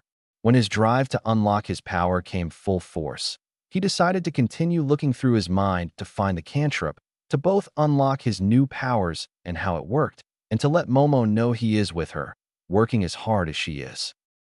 Chapter 3: Repairing Wounds of Old to Path New Paths. Location: Yaoyorozu's Manor. Time: staff members were still running around, their schedules thrown out of the window, now ordered to fix up the place and attend to those who were injured. In the dining hall, Momo and her parents, Tanso Yaoyorozu and Kato Yaoyorozu, were quietly eating their breakfast, the air thick and tense. Momo knew she screwed up, seeing the nervous looks on the staff in the room, giving her a look of pity and fear, like they were afraid of her. She could understand why. She just shook the entire manor and in front of one of her personal maids, watched Momo destroying O'Hare Russian Matryoshka doll. Looking at her father for some comfort. But instead of meeting his eyes that she was hoped was filled with concern and worry, they were instead filled with a cold rage, a rage she was very familiar with, which made her look away and focus more on her food. She was shaking, the potential rage her father could give her already nearly sending her into a panic attack.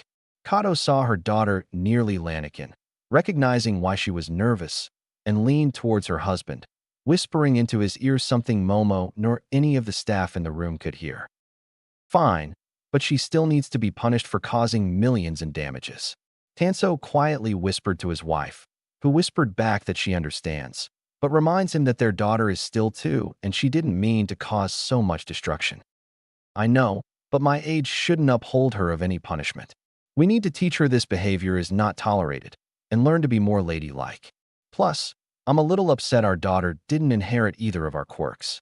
Tanso seethed, then calmed down as he felt his wife's touch on his chin. Oh hush, she is our daughter, not our marriage baby. Children are born with different quirks to their parents all the time. Momo just so happens to be one of them, Kato said, trying to calm her husband before they scold Momo later. Tanso let out a sigh, accepting his wife's words, but he won't let Momo off easy.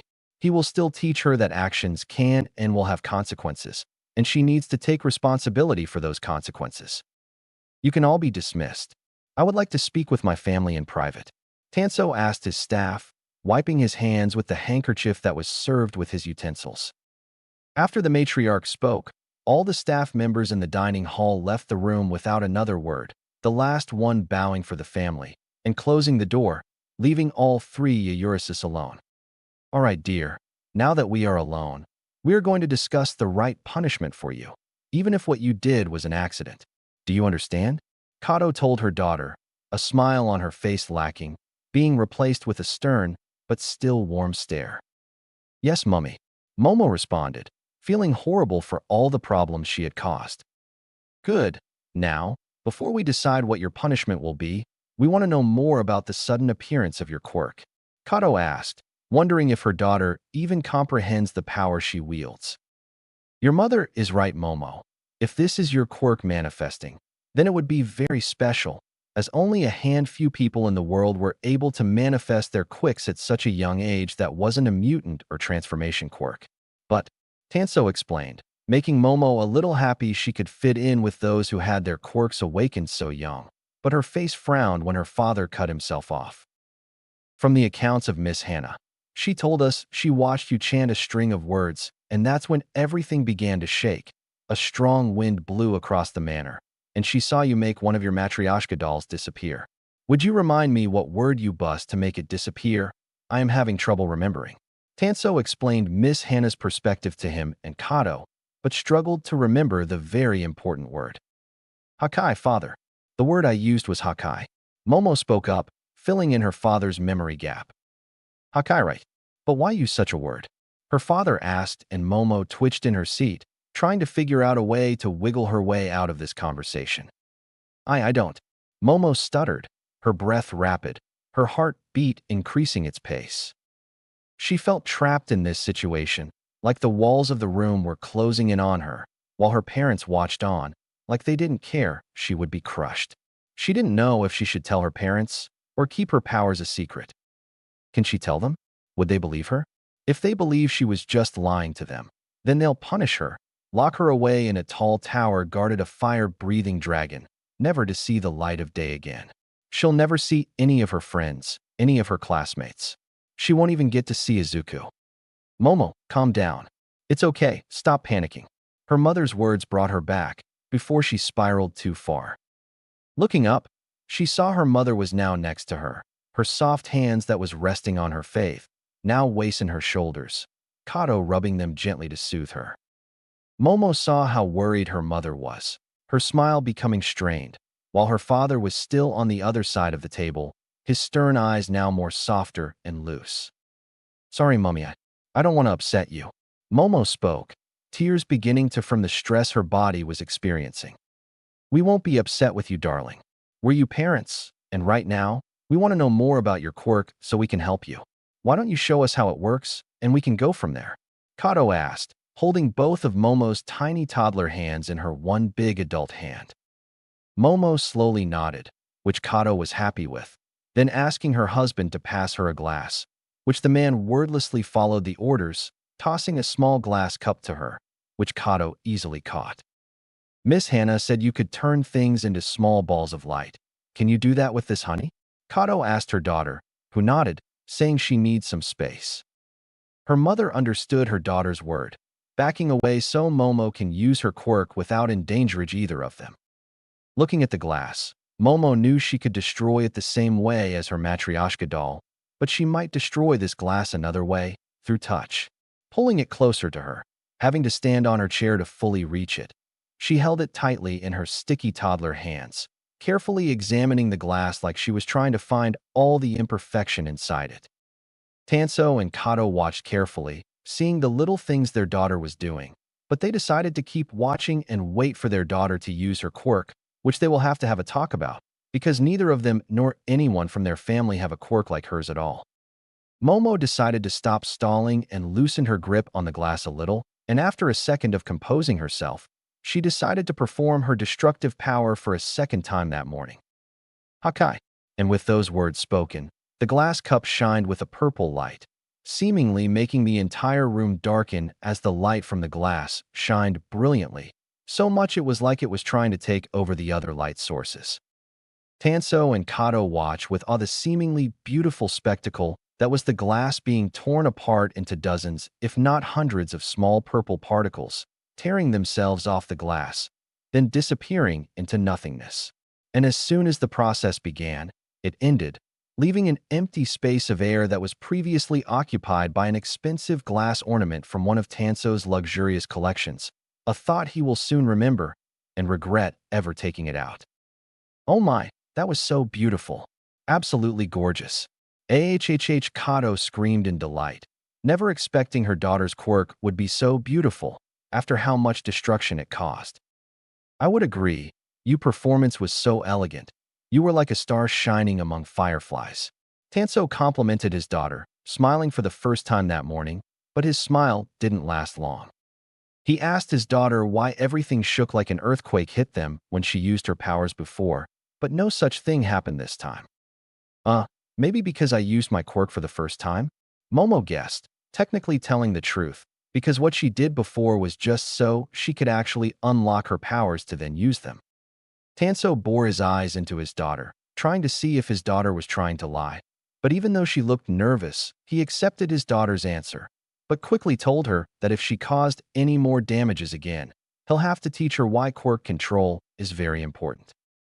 Momo told her father she will try and control her quirk, promising him she will not disappoint and will show her Fajr she can control her powers. I'm happy to hear that, which gives me the idea that we might need to put you into various classes to help you both control and improve your quirk. How does that sound? Tanso asked his daughter, which Momo was happy about, asking her father if she could implement some martial art classes too, which her father asked why martial arts interested her. Well, from what I read, martial arts can help me not just physically, but also mentally, which might help me control my quirk. Plus, I think it might help me become a hero more easily. Momo said, feeling sheepish about revealing her dream to her parents. Oh my god, our daughter wants to be a hero, honey. Isn't that amazing? Kato gleefully hopped in place, her hands cupped together. Tanso said it was, saying it is a very respectable job, and it's also a hard one, which is something he wants his daughter to experience, because he wants his family to be filled with hard workers, not slackers. And from that day onwards, for the next couple of years, Momo was put through a childhood much harder than her life before. Her father in this timeline seemed to be much harder than the one from her past life, as he pushed all her limits, physical, mental, and sometimes emotion, much further and harder than before. She had tutors before, but this time, they were different tutors, much harsher tutors, and they pushed her more than last time, and her mental strain couldn't heal during her free time, as she also had her martial art classes with a teacher who was proficient in various styles, allowing Momo to learn each style and later pick which style she more comfortable with. But this put even more pressure onto her. This was all too much for Momo. She had a very sheltered life before, but at least then she had some connections to the outside world, with other children of high status like her. But this time, her father believed until she could fully control her quirk and to also trust her to not flaunt it, he kept her shut away in the manor, with the only human interactions she was allowed to have was her parents, the staff of the manor, and her tutors. Momo felt all this pressure pushed down on her. The more she pushed, the harder and more exhausting it became to push further. Thankfully, her mother was the woman who helped her to keep going, and more importantly, the thought of finally meeting Izuku again after years of waiting, but they may never meet until they enter UA again, or until they're adults. For now, Momo will continue with this life, proving to her father she is a daughter to trust and be proud of, and prove to herself she is worthy of being a hero of UA and deserving of the powers she was gifted to by the angel. Location: Mizudafu Forest Park. Time: midday. On the other side of the coin, Izuku was living a life very similar to his life before. Simple, uneventful, excluding the occasional villain attack, and spending his days with his mom, dad, and Kaken. At least with this second chance, he was able to learn who his dad was, how much his parents love each other, and what traits he got from his father: his muttering, his intellect, and his shyness, which he seemed to get from both parents. What was unfortunate for the green-hair boy was his inability to unlock his creation powers, as when he got the time to search for the cantrip to actually unlock it, he couldn't, like it was locked away, similar to his powers. This, unfortunately, made the next couple of years basically the exact same as in his previous life. But this wasn't going to stop Izuku from doing things differently, and one of those involves his best friend, Kaken, real name Bakugo Katsuki. He certainly didn't want to experience the same life as before, and Izuku knew what made Kaken act the way he did. There were no one around to keep his ego in check, besides his mother, making him more brash, aggressive, and vile than any other bully he had. So for the first thing he wants to do, he will have to act as the rock to keep Kaken's ego in check, making sure Kaken becomes a person more likable and kinder. It was a good thing Izuku had this idea, because Kaken had unlocked his quirk a few weeks after his 4th birthday, making the boy one of the youngest quirked kids in their class. And as soon as the boy got his quirk, the similar personality traits as the Kaken in his past life began to appear. He was becoming more confident, loud, and more aggressive as time went by.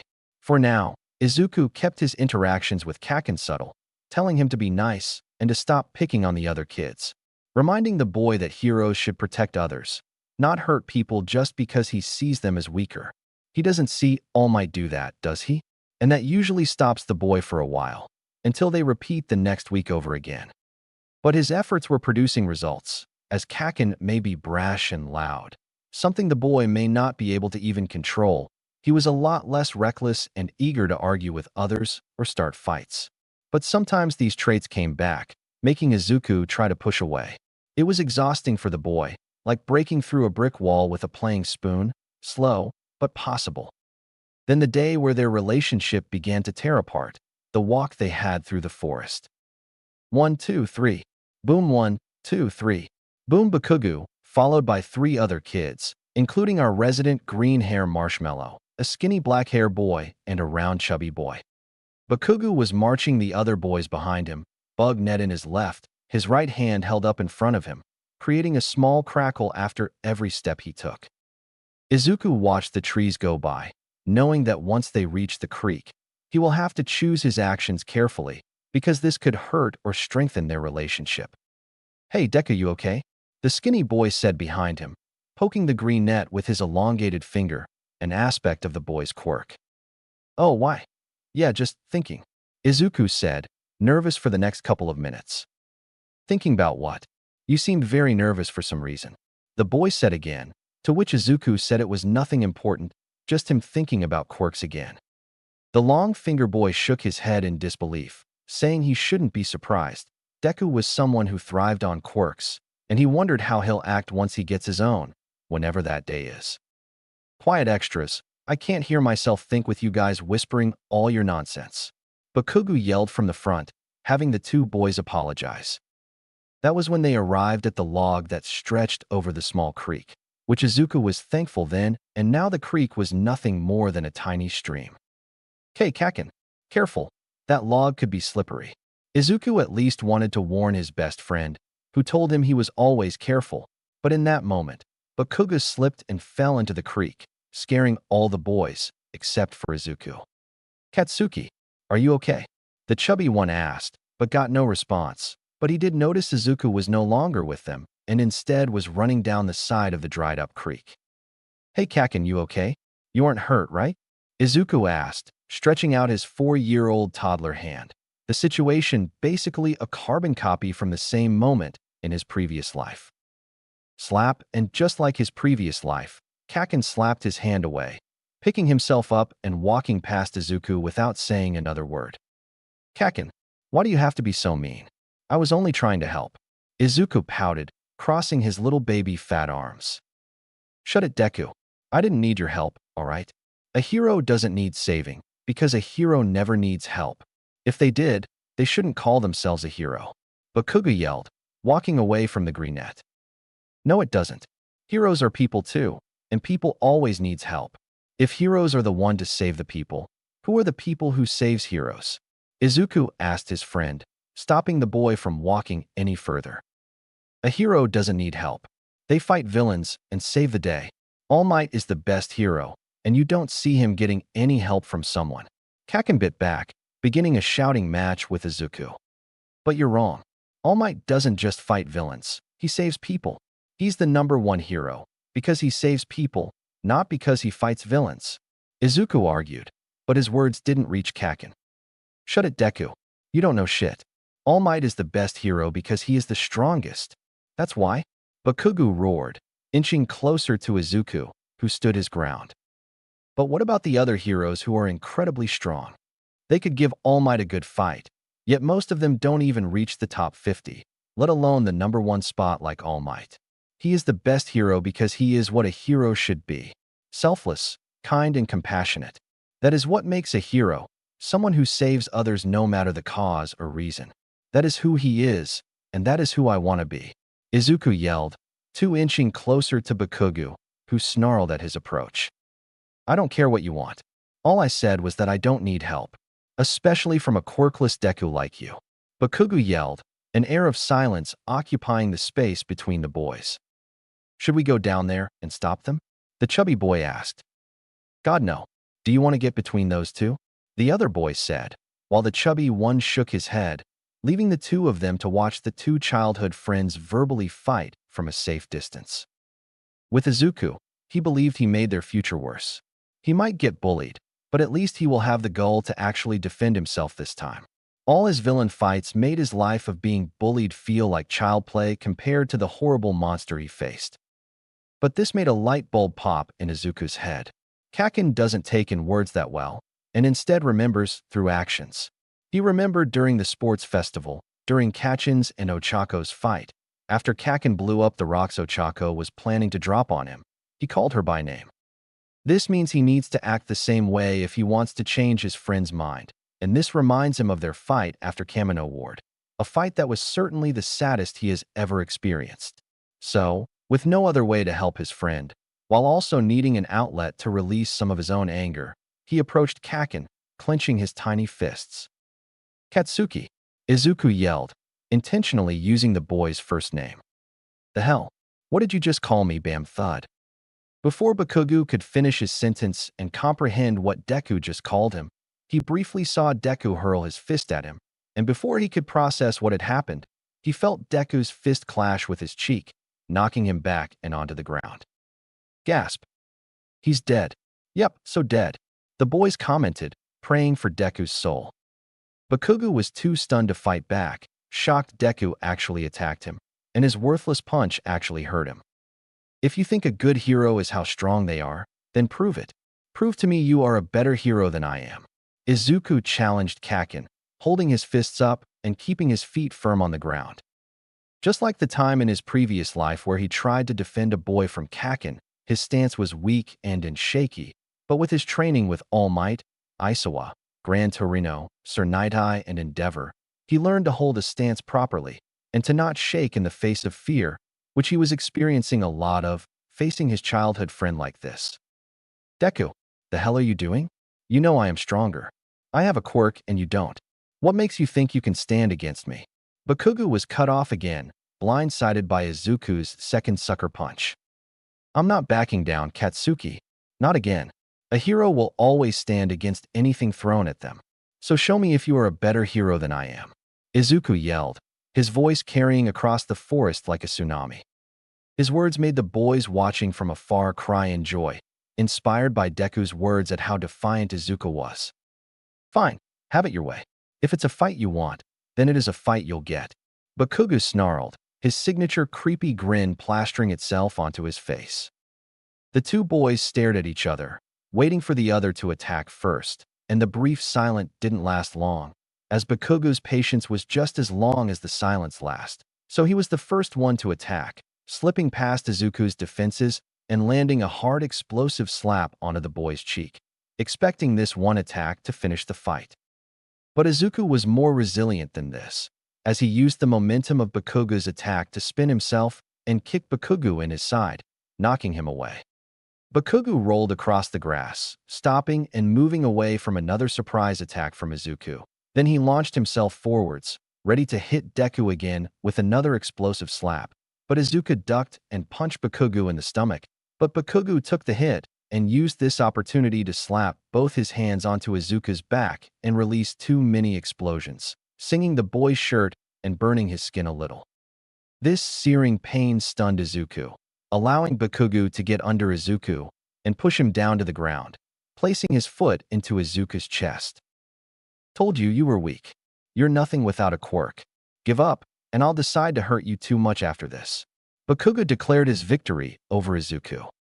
Izuku didn't see the end to this fight just yet, using this opportunity of Bakugo's self-distraction to land a cross-chop on the explosive boy's knee, making Bakugo pull away in pain, allowing Izuku to recover and throw himself back at Bakugo, landing two punches on the boy's head, then trying to recreate his shoot style, landing a hard upper kick on Bakugo's chin, sending him in the air briefly and back onto the ground once more.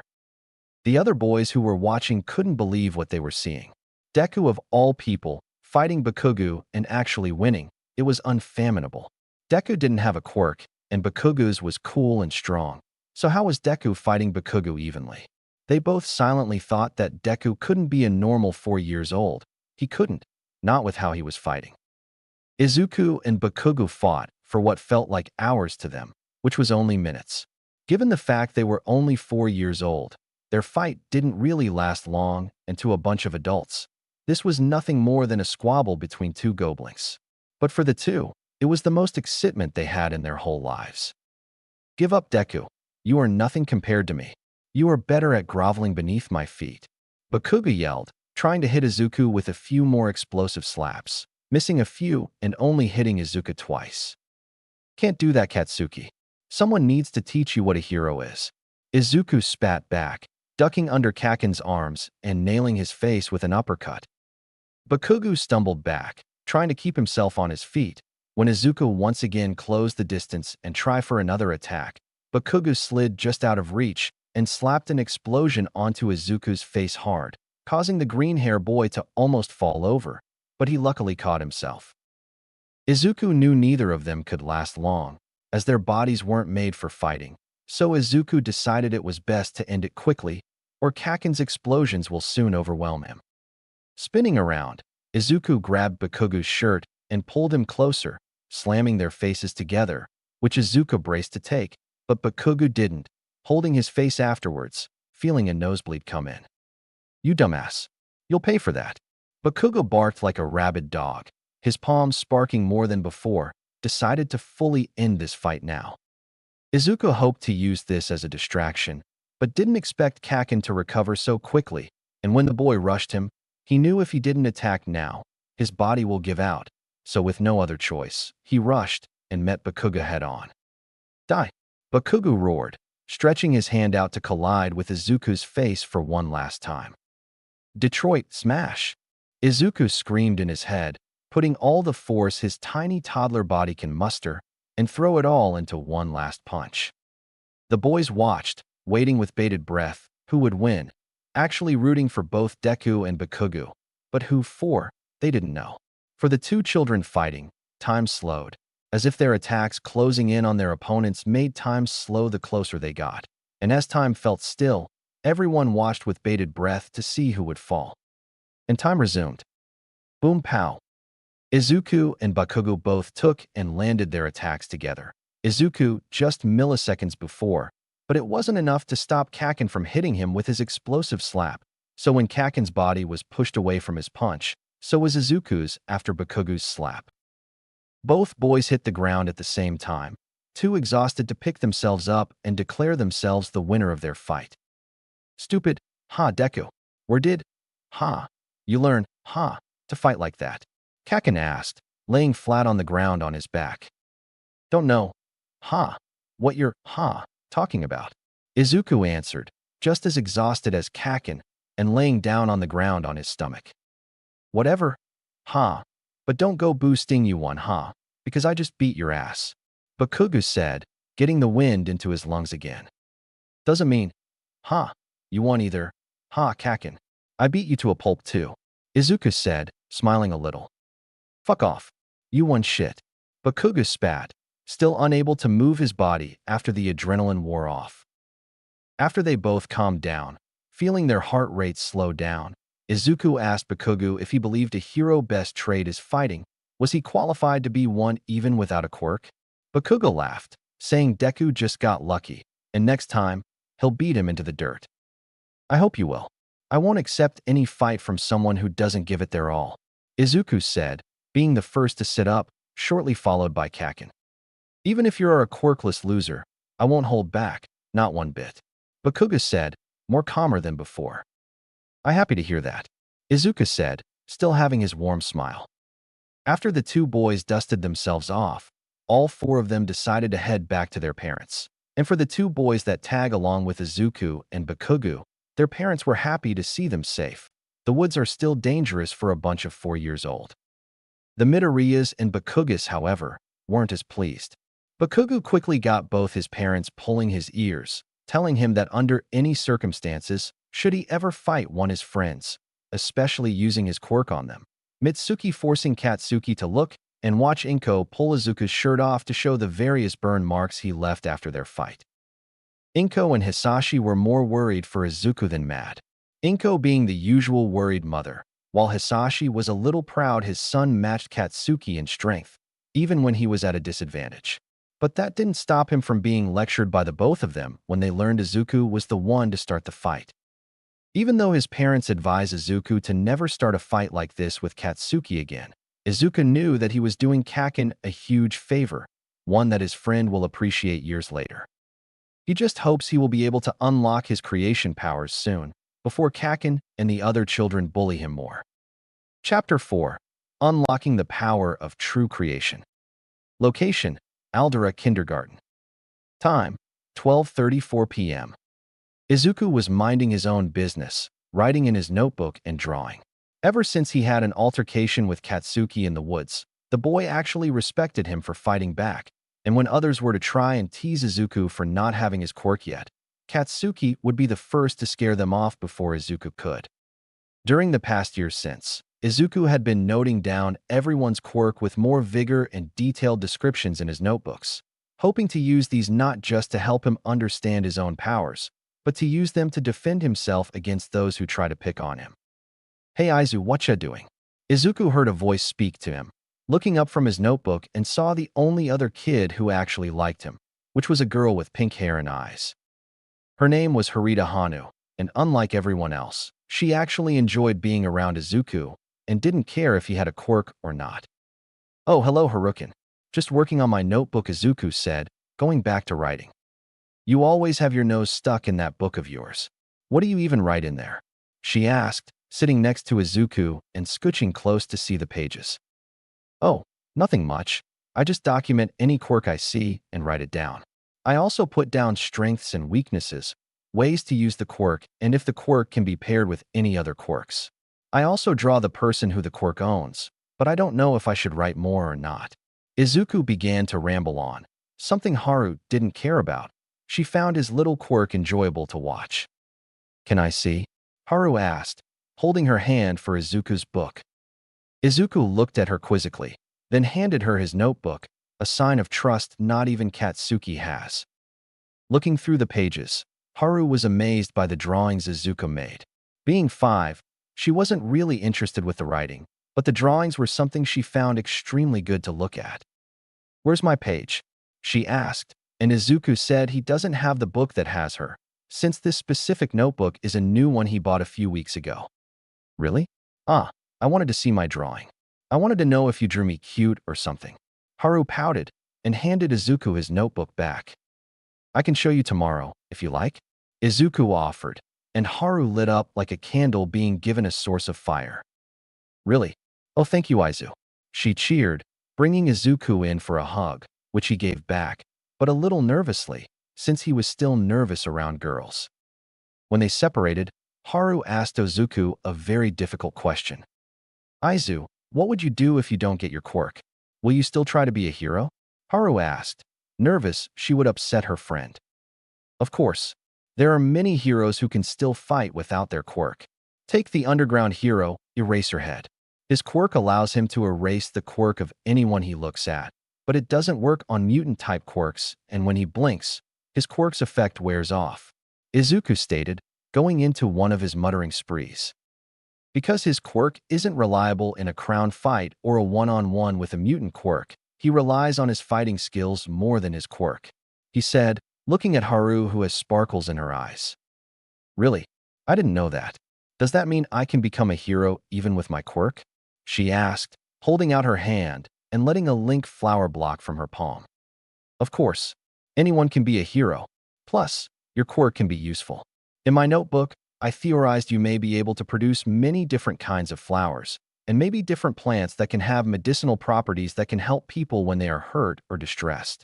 Izuku continued to ramble, and without realizing, Haru was looking at the flower in her hand, and a small smile crossed her face.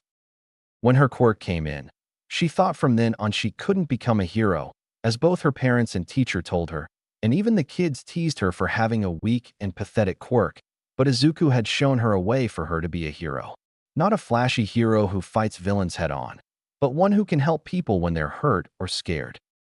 Again, she hugged Izuku for cheering her up, and Izuku, a little flustered, said he was happy to help, returning the hug. Hey nerd, Katsuki shouted, walking up to the two of them, his two luckiest walking behind him. Oh hey Kaken, what do you need? Izuku asked, and Katsuki said the adults needed to speak with him. Izuku's happy mood turned sour. As the longer he went without having his quirk come in, the adults started to treat him like he was either made of glass or treat him just like how people treat ants or worms. Izuku asked what they wanted him for, and Katsuki said he didn't know, just that the stupid adults wanted the both of them. What did you do? Izuku asked, passing off Katsuki. I didn't do anything. Stop assuming I did something wrong. Katsuki barked, and Izuku lifted an eyebrow, holding up his hand, and began to list off things Katsuki did wrong. And when Izuku got to his 8th finger, Katsuki roared, saying he understands. With that, Izuku stares at you from the ground, telling Haru he will have to go, and Haru said to be careful, as she is fully aware of the adult's treatment of Izuku. I will. I'll have Kaken with me to defend me. Right, Kaken?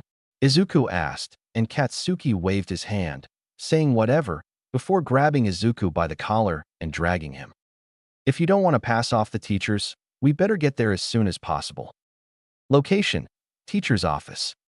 When they arrived at the front office, they both had to wait outside for their parents to come, as they were called. Izuku asked if Kaken had any idea what could have happened for their parents to be called, but Katsuki ignored him, more focused on staring daggers into the wall ahead of him. Izuku watched the clock, seeing the hands tick by every second. He was so focused on it. He completely ignored everything around him, like everything had no importance to him. The reason for this was not the way the clock ticked by, but because of the colors of the clock. Red body and black hands with a white background. It seemed mundane at first, but for Izuku, these are the colors he associated with Momo. Momo, Izuku whispered, making Katsuki look at him curiously. "The he'll say?" he asked, making Izuku snap out of his staring contest with the clock. "Sorry, Kaken, what did you say?" Izuku asked, almost forgetting what he just did. Katsuki clicked his tongue, saying to ignore what he said, confusing Izuku even more. Then, coming through the office doors, Izuku's mother walked through the door, still on the phone with his father. "Hisashi dear, I need to hang up. I'll speak to you about your plan after I and Izuku come back from the hospital."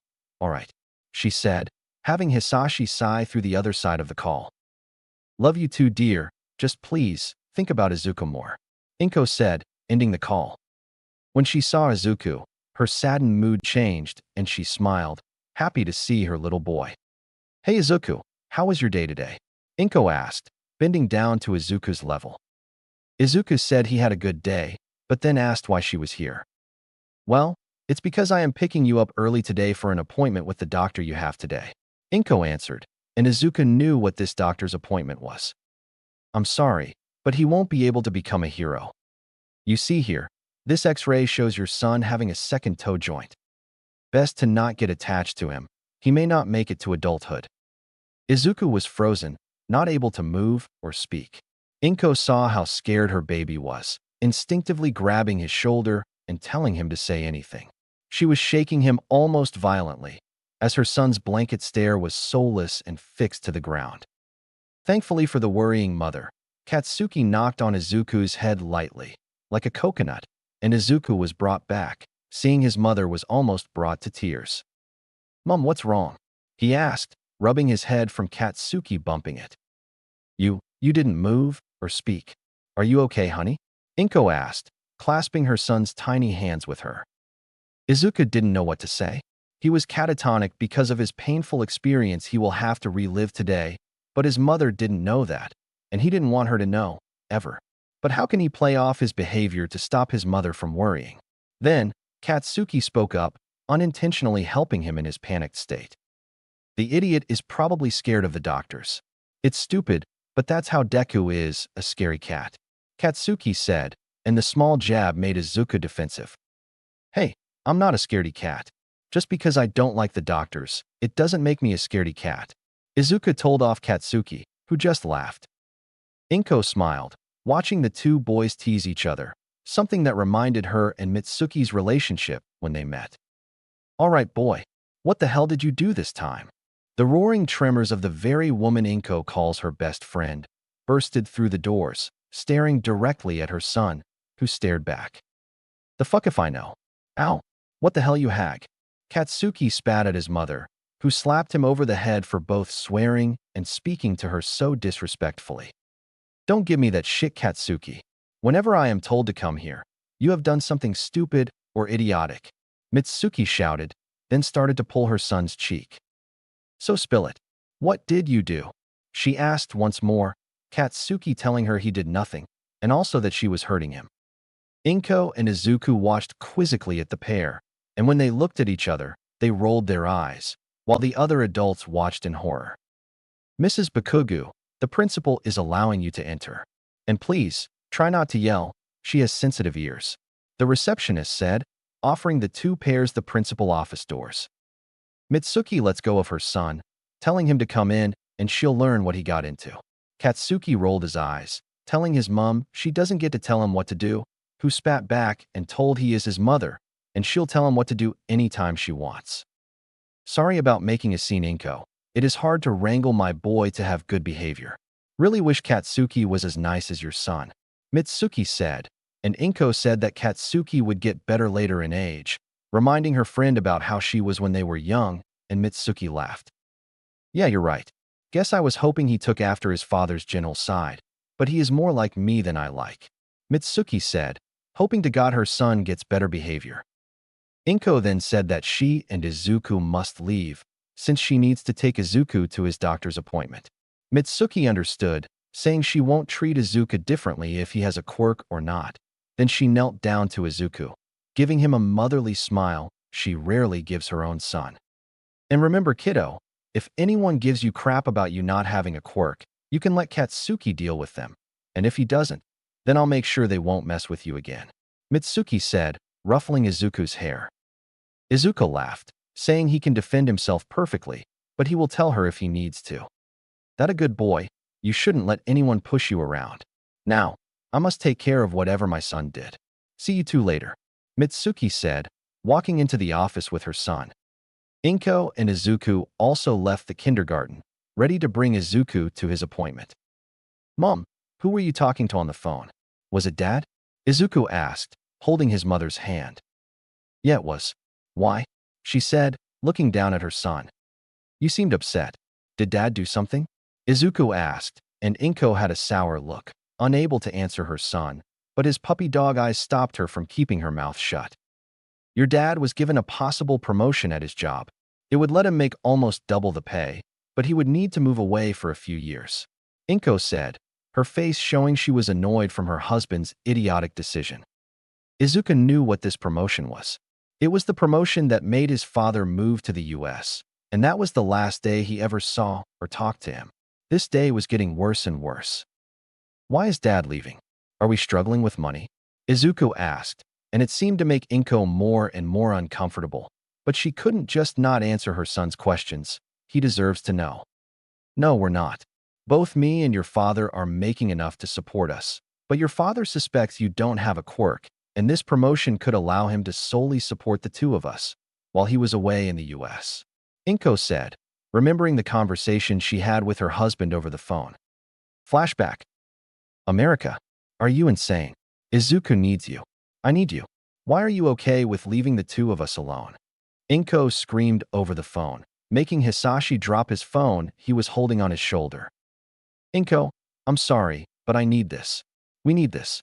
We won't be able to support our son when he grows up, and I don't want to lose him because this funked-up country thinks the quirkless are lesser humans, Hisashi said, focusing on his phone instead of his suitcase packaging.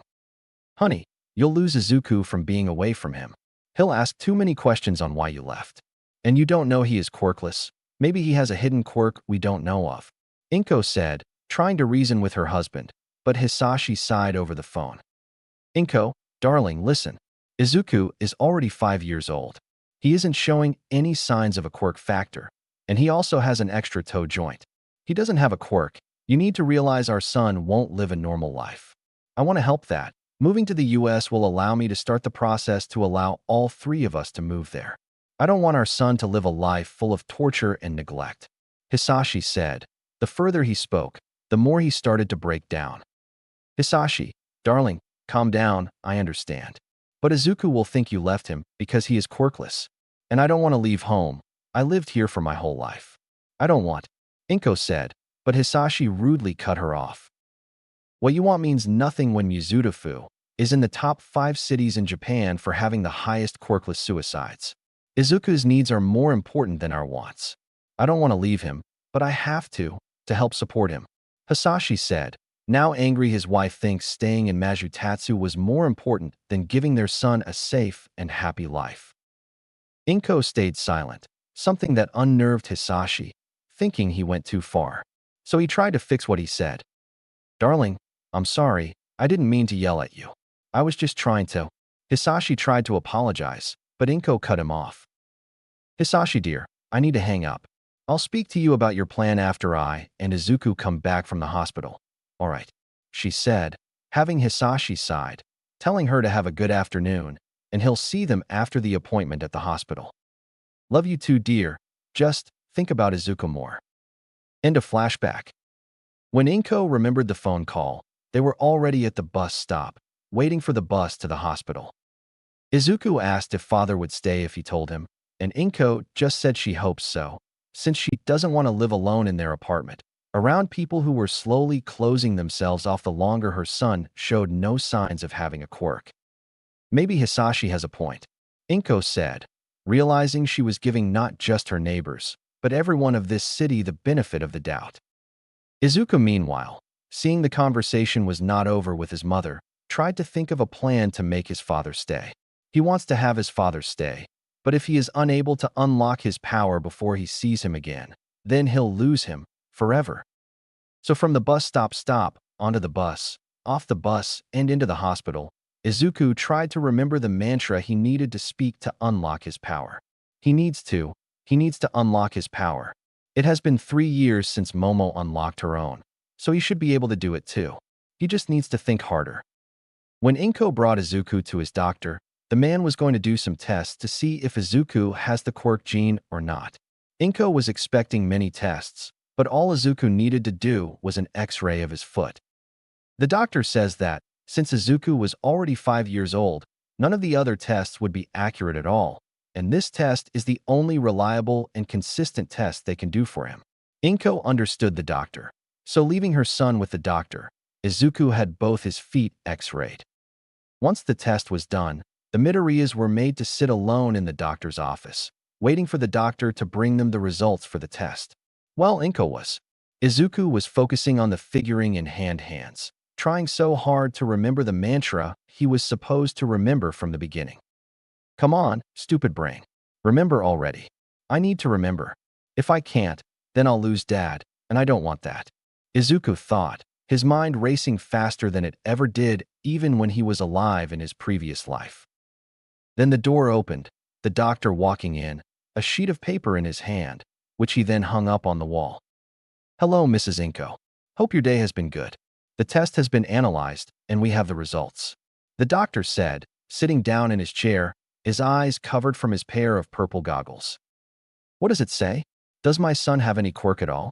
Inko asked, holding her hands together, praying her son had at least a small quirk. Well, may I ask your son a question? The doctor asked, confusing Inko, but when nodded, shaking her son to look at the nice doctor. But Izuku was ignoring her, more focused on his hands than this whole conversation, which concerned her, since he was like this the whole way here. I'm sorry, my son has been acting up today, and I don't know why. Maybe I could answer the question for him? Inko offered, and the doctor sighed, questioning why he was made to look after children instead of focusing on his personal work. Sure, why not? Now, does your son want to become a hero or not? The doctor asked, and Inko smiled, proud to know he can answer this question with her whole heart and love for her son. Oh, he really does. He always wanted to become a hero, just like All Might. You don't know how many times. Inko proudly said, almost dropping into a muttering spree of her own, but the doctor cut her off with a tone of voice that was a mix of annoyed and tolerant. Then he should give that dream up. It is impossible for him to become one. The doctor coldly said, freezing Inko in her premature speech. I'm sorry, what are you implying?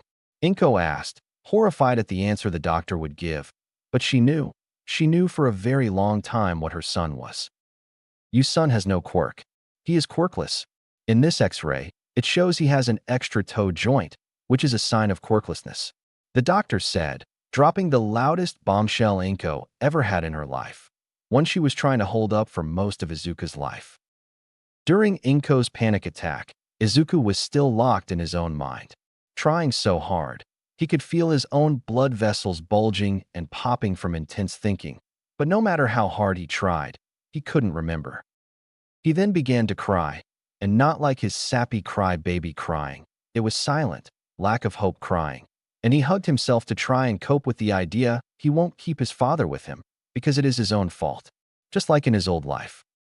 He could feel the small connection he had with Momo, but this connection was so small and strained, it felt like it would be snapped if he let go of hope. The doctor, meanwhile, sighed in annoyance. He had both a crying, snot-nosed brat and an overprotective, panicking mother. Neither was good on its own, and he was dealing with 2 of them, so he needed to have them leave to keep any of his brain cells intact. All right, Mrs. Midoriya, it is time to go. I have many more patients waiting for me, and I can't have you hold them up, the doctor coldly said, forcing Inko out of her seat. Wait, but the test must be wrong. My son isn't quirkless, he can't be. Inko tried to plead with the doctor, hoping what he told her was a lie or all of this was a nightmare. "Sorry, ma'am, but there's nothing left for your son in this world. The best you can do for him is either leave the country or hide him away from society. Because trust me, the world will take your son away quicker than you think." The doctor said. A small glimpse of his eyes through his goggles made Inko freeze in place. The doctor told her again to leave, which Inko did, telling Izuku it was time to go, grabbing his arm and pulling him away to the door. Thankfully for the doctor, the brat didn't pick a fight with his mother and followed his mother out of his office. The doctor then sat down, opened a nearby drawer, and took some painkiller. "Kids these days, such an annoyance," he said, looking at his files for his next patient. In the hospital lobby, Hisashi Midoriya was waiting for his wife and son to come back from an Izuku appointment. A small part of him wanted to hope his son had a quirk, so that can have an excuse to stay and be with his son, but he knew full well that was just fiction. And his hopeful thinking was proven wrong when he saw his son and wife round the corner, his son a crying mess and his wife matching, but with a more horrified expression than Izuku's pure sadness. "Inko, what happened? Are you okay?" Hisashi asked, running up to the both of them, bringing his wife into a hug.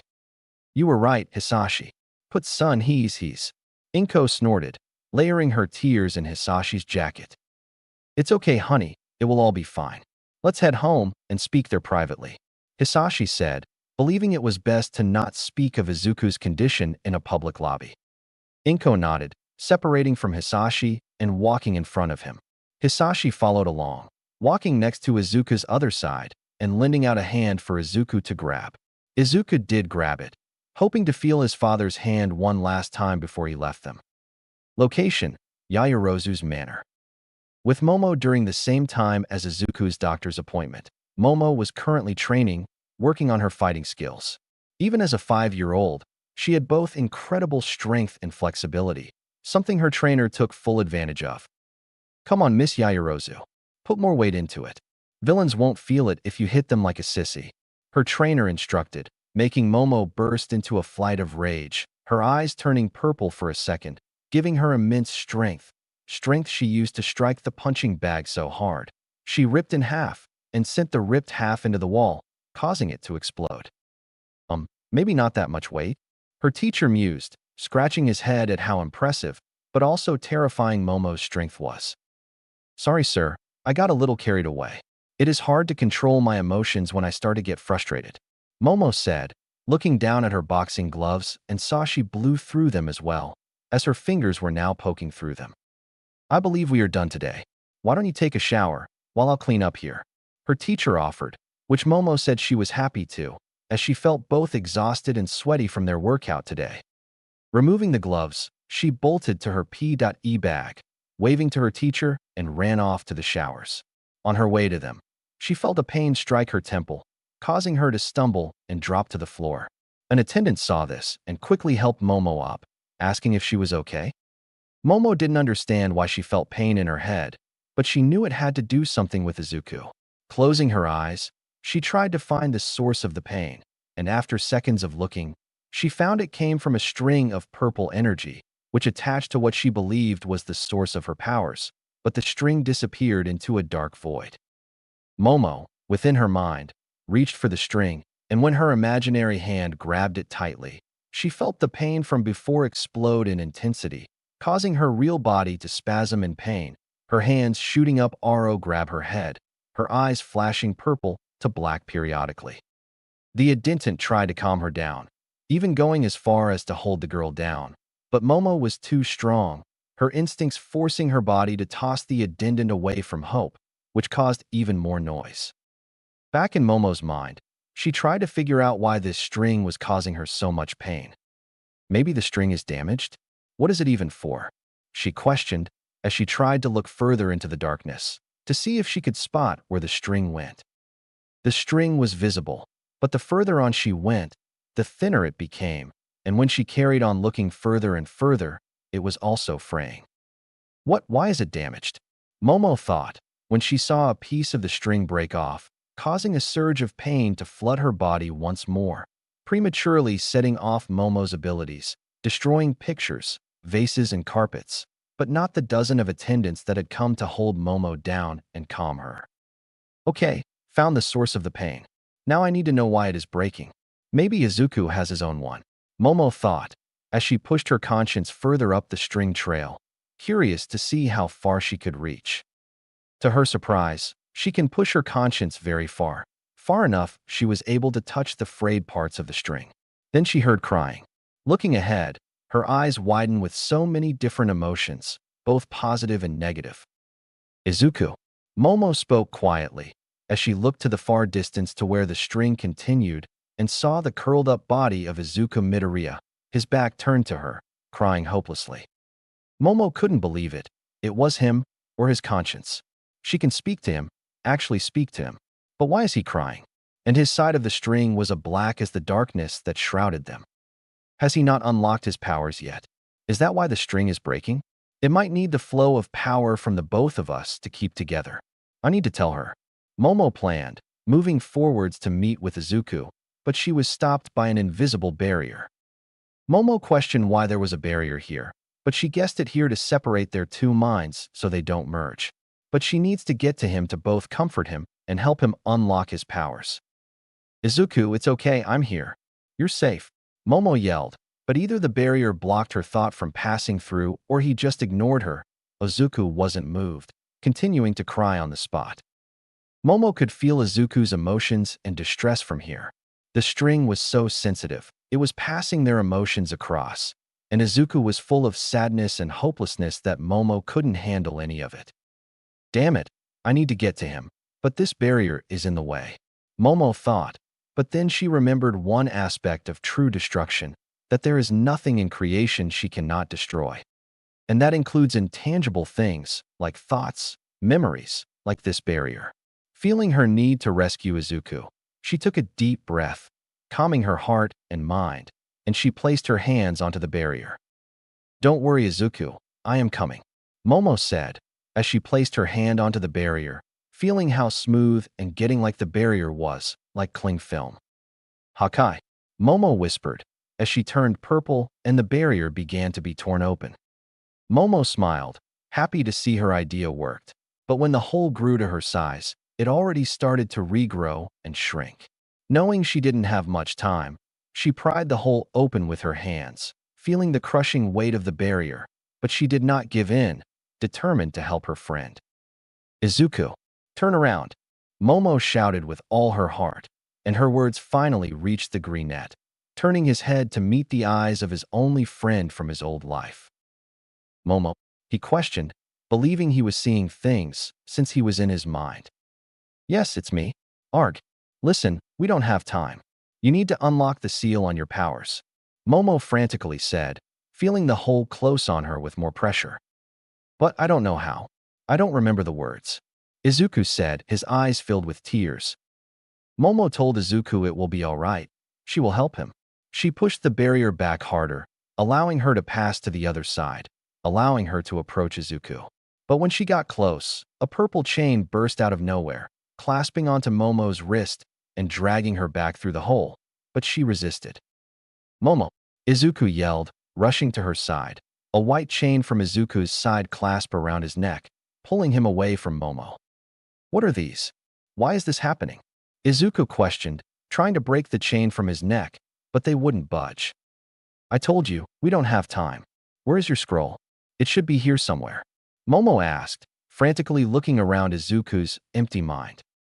When she unlocking her own powers, she remembered when looking for the incantation, she read from a scroll in her mind, so she believed Izuku would have his own one, and they just have to find it.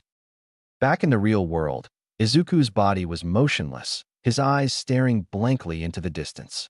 His parents were terrified, trying their best to wake Izuku from whatever spell he was under. For Momo, she was finally calm, too calm actually. She was standing on her feet, her eyes glazed over, and her stance both unmoving and wavering. All the attendants and her parents tried to bring her back to reality, but they couldn't shake her awake enough. Back in their minds, Momo, with an extra chain on her leg, and Izuku tried their hardest to spot the scroll. Then the string nearly tore apart, causing both to feel a jolt of pain, but this pain wasn't registered in the outside bodies. I'm sorry, Momo. If I just remembered, we wouldn't be in this mess, Izuku apologized, feeling the tug of the chain becoming stronger. Momo didn't understand why he was apologizing. Thus it wasn't his fault. None of them knew this would happen. Izuku, it's all right. This isn't your fault. We can fix this. I know we can.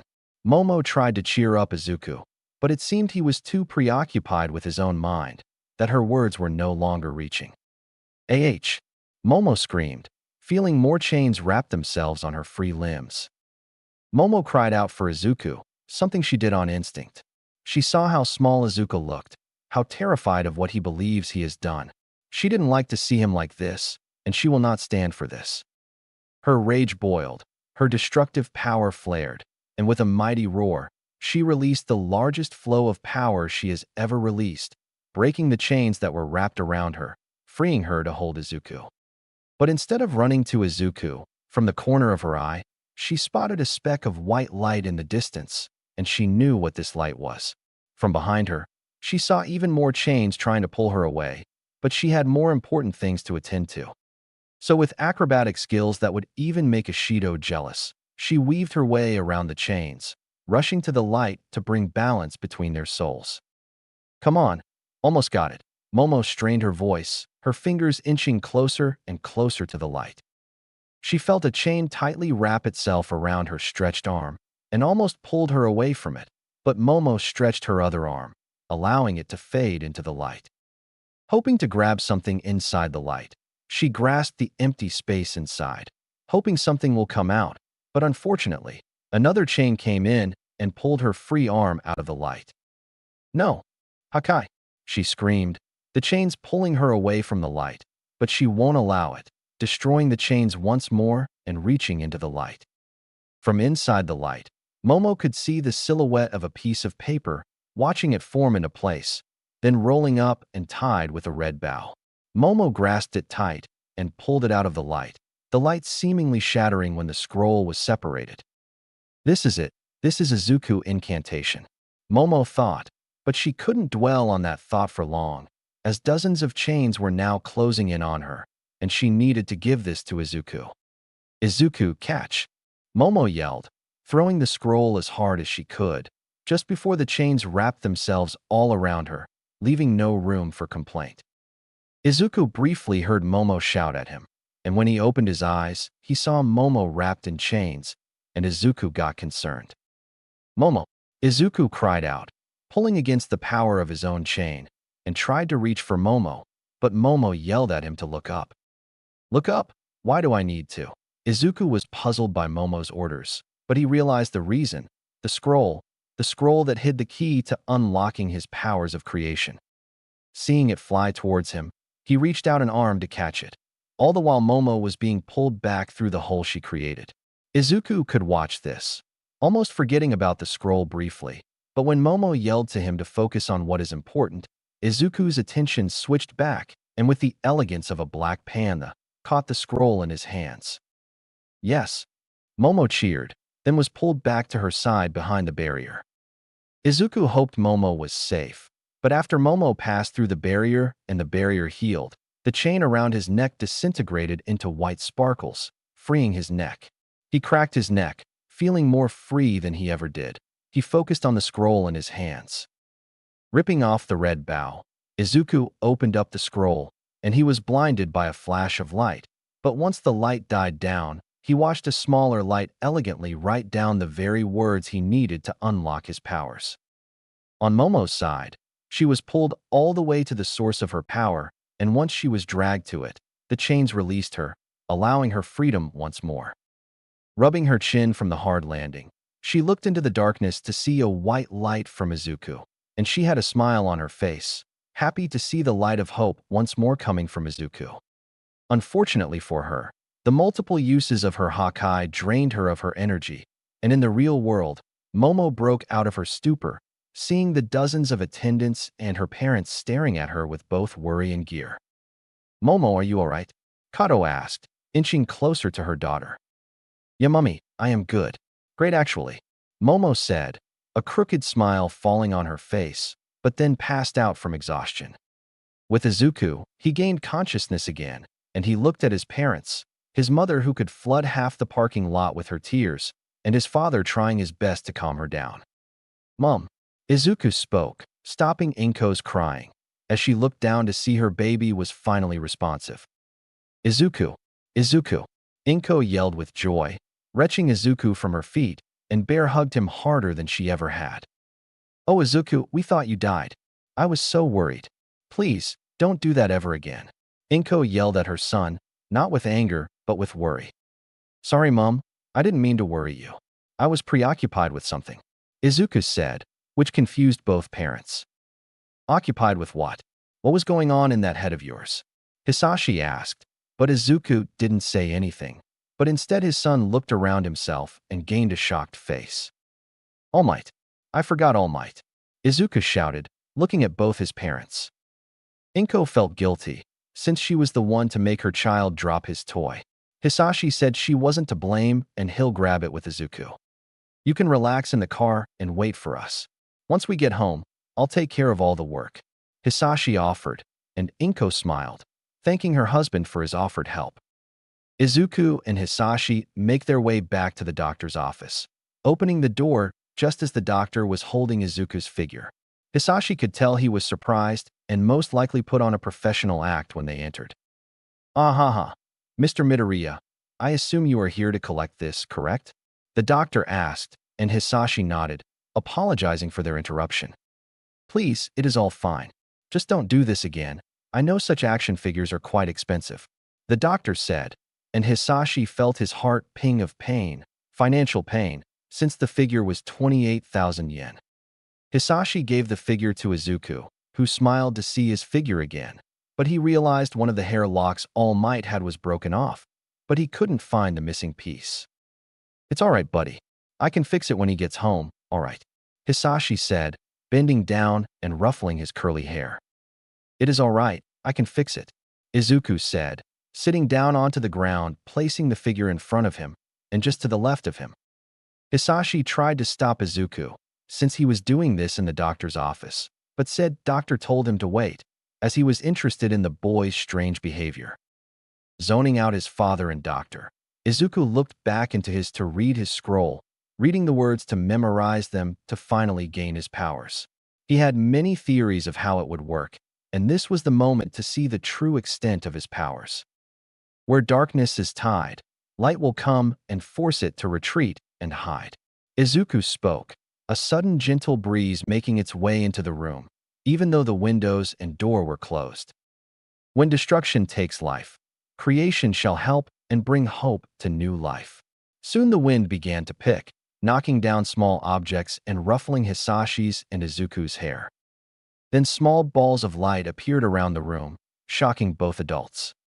Give me the power to create and spread the right of choice, so I can bring those who are suffering a voice. Then the balls of light grew in numbers, then moved in a circular pattern around Izuku as the center.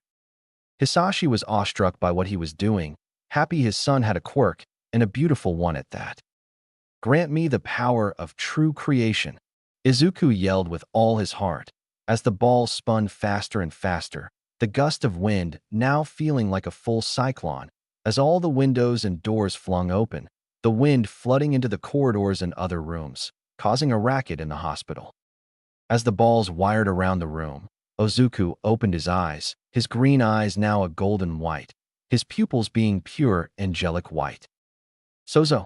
With one word, everything freezes, the zooming balls of light still as stone and the wind disappearing. Then, as gentle as a summer breeze, the balls of light floated in front of Izuku, merging together to create a single ball of light, which itself began to change form. The doctor watched with a curious breath as the ball of light morphed into a very familiar figure, a figure of great power and status. One of the colors of America and Japan's #1 most attractive blonde. When the ball of light finally morphed into what Izuku desires, the light disappeared, and in place of where the light was, stood an identical replica of Izuku's All Might figure, with the missing hair no longer missing. Izuku smiled, feeling a wave of overwhelming joy and happiness when he saw his new All Might figure, with fixed hair too. Incredible! Your son was able to create a complete replica of his toy from thin air. Such potential, the doctor said, feeling his dried soul regain the passion he had from his youth, seeing the potential application he could use Izuku's power for. "Mind if I take this, young man? I would like to do some tests on this," the doctor asked, grabbing Izuku's created figure before Izuku could say anything. "What kind of tests?" Hisashi asked, and the doctor said he shouldn't worry about it, but told the man he should keep his son in check, as if Izuku is able to truly create matter from nothing, then his quirk can be very powerful and very dangerous. Hisashi understood the doctor's warnings, telling Izuku they should leave and tell his mom the good news, which made Izuku smile even more. When they left, the doctor smiled, but his smile was filled with malice and deception, happy to do all kinds of tests and experiments on this stupid doll. When Hisashi and Izuku arrived at the car, Hisashi told Inko the good news, but she couldn't believe what she was hearing, since when it comes to quirks, there is always a price to use outside of energy consumption, especially with quirks around creating stuff. "Mom, watch," Izuku said, and from the back seat of the car, Izuku held his hand out and spoke the words from before, Sozo. And from thin air, another identical All Might action figure popped in Inko's lap. "Oh my goodness. Izuku dear, you did this?" Inko asked, and her son nodded, showing his old figure to allow Inko to examine the details of each one, and she saw they were identical, besides the hair. "Oh Izuku, baby. I am so happy. You finally have your quirk. I'm so proud of you, baby," Inko cried, and Hisashi had to open the door to prevent Inko's tears from flooding the car. When Inko finally stopped crying and sat back in her seat, Izuku held both his figures and looked up to the sun roof of the car and watched the clouds above. They remind him of the clouds from the heaven-like world he and Momo were in before being revived. He hoped Momo was okay. He could feel the amount of times she used her power, and he knew she would be fully out of energy, especially when she was also resisting against those chains. "Momo, please, don't force yourself like that again. You don't need to do that for me, but I am happy you care," Izuku thought, drifting off to sleep from his own overuse of his power. Izuku opened his eyes, expecting the same black void from before, but instead, he was met with a familiar sight, a sight he wasn't expecting to see until his next death. Pink fluffy clouds in the sky, yellow clouds that stretched past the horizon, and scattered green hills, each with cherry blossom trees. No, not here. Why am I here?" Izuku began to panic, looking around to see if the angel would come and tell him he was just having a nightmare. But instead of the angel, he had an angel calm his mind. "Izuku, it's all right, we're not dead." Izuku turned on the spot the fastest he ever did, and he saw Momo, only feet away from him. "Momo? What's happening? Why are we here?" Izuku asked, and Momo told him to calm down and relax, since he was hyperventilating. Izuku, noticing his rapid breathing, slowed his breathing, calming his mind and looking at Momo, asking the same question. "Where are we?" he asked, and Momo told him to sit down, since it was best to be comfortable with her semi-long explanation. After she had passed out, she was brought back to her mind, as she was solely on her purple orb, watching blissfully at the white light in the distance. Then she focused on the string, and it was almost snapped. Any second later it would break, and whatever happens after that, she wouldn't know. Then, she saw the light from Izuku's half glow brighter, as small balls of lights joined with the original. She stood to watch the show, as from her point of view, the endless void turned into a starry night sky with a brilliantly shining moon. Then SC. The loud cry of Izuku echoed through the lightened void, and the light began to become more and more tense, and it soon spread to the string itself. The white light burst through the string, and once it met with the purple glow of Momo's half, the string that was moments from breaking was now reforming back to what it was before, and it continues to grow in strength. From Momo's point of view, she was blinded by the light to see anything, but when the light dies down, she saw she was now standing on a grassy hill, and from every direction, she saw many other hills rise up from a floor of yellow clouds, some growing trees of pink petals and peaches. Izuku asked what happened to the string, since that was the connection between the two of them, and Momo smiled, walking up to the tree and placing her hand onto it. When she did, parts of the tree's winding bark began to glow purple, and Izuku's eyes widened in realization. He followed Momo's action, and when he laid his hand onto the bark, the remaining parts that did not glow purple were now glowing a pearl white. This tree is the heart. But of what? Izuku questioned, and Momo had as much of an idea of what it was as he did. Neither of them knew why their powers were linked. By maybe after some thinking, they would learn what purpose the tree had.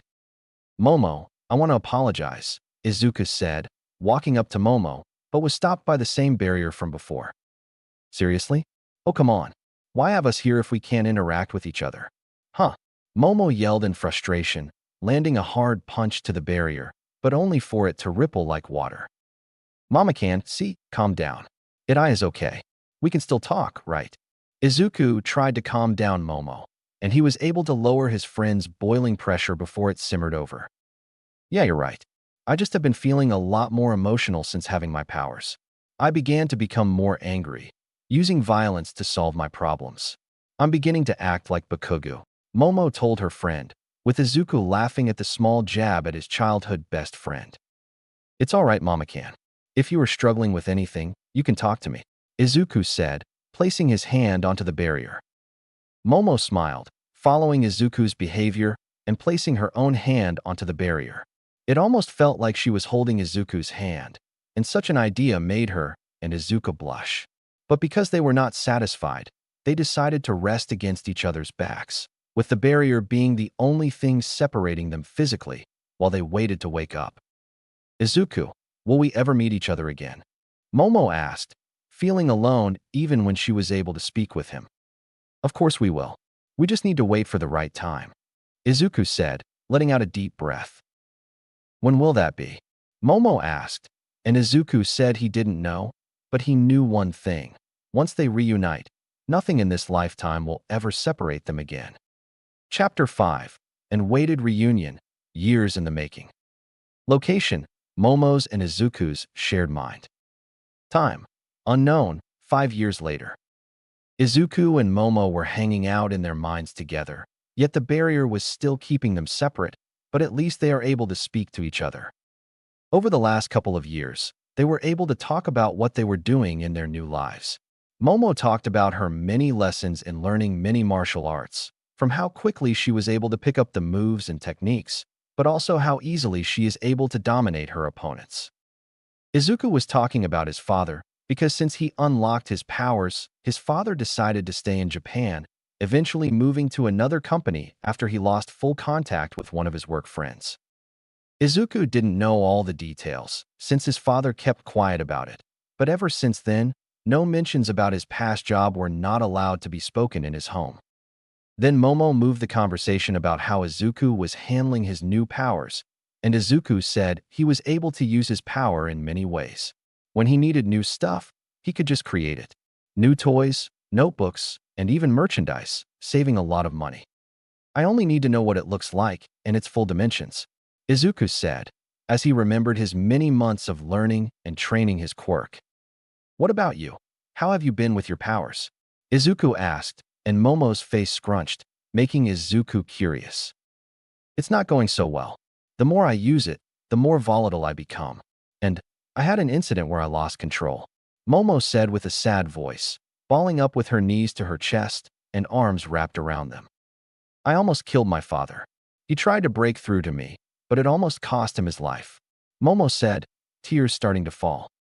Is he okay? Izuku asked, and Momo nodded, wiping away her tears. Why, yeah, he is fine now. But I left him severely injured. He now walks with a cane, Momo explained, and Izuku could feel how guilty she was about this. He could remember about 2 years ago where he felt Momo's power explode. It was raging across their minds, and he could do nothing but watch the tree that were the strings of their powers grow, then shrink after the aftermath. For Momo, such an incident could have been avoided if she was just stronger, if she could keep her emotions in check. But with this new power, her emotions have been all over the place. She has been more frustrated, more prone to anger, and she has been more sensitive to such small things. Her blanket did not have the right texture, the glassware was too cold, or it made too loud of a noise. I'm scared I'll turn into a monster. I don't want to, but I can't control it, Momo sobbed, feeling like her own power was trying to take over her body and trying to destroy everything in her path. I won't let that happen, Izuku yelled, turning around the press with his hands onto the barrier, bending like cling film. Momo turned to see Izuku, his face having the same expression whenever he wanted to save people, like when Bakugo got kidnapped or when Eri was in danger. You may have a powerful and dangerous quirk, but you also have a good heart. Who cares if you can't control it?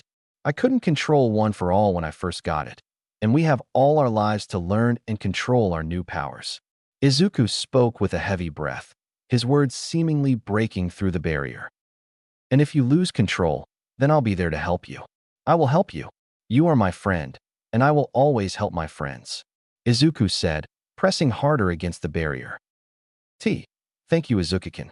I'm glad to have you as a friend, Momo said, pressing her hand against his, the barrier being the only thing separating them.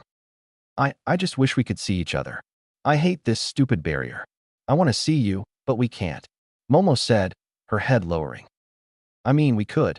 There really isn't anything stopping us from meeting. Don't know why we haven't done it yet, Izuku said, but Momo asked why. We are still children.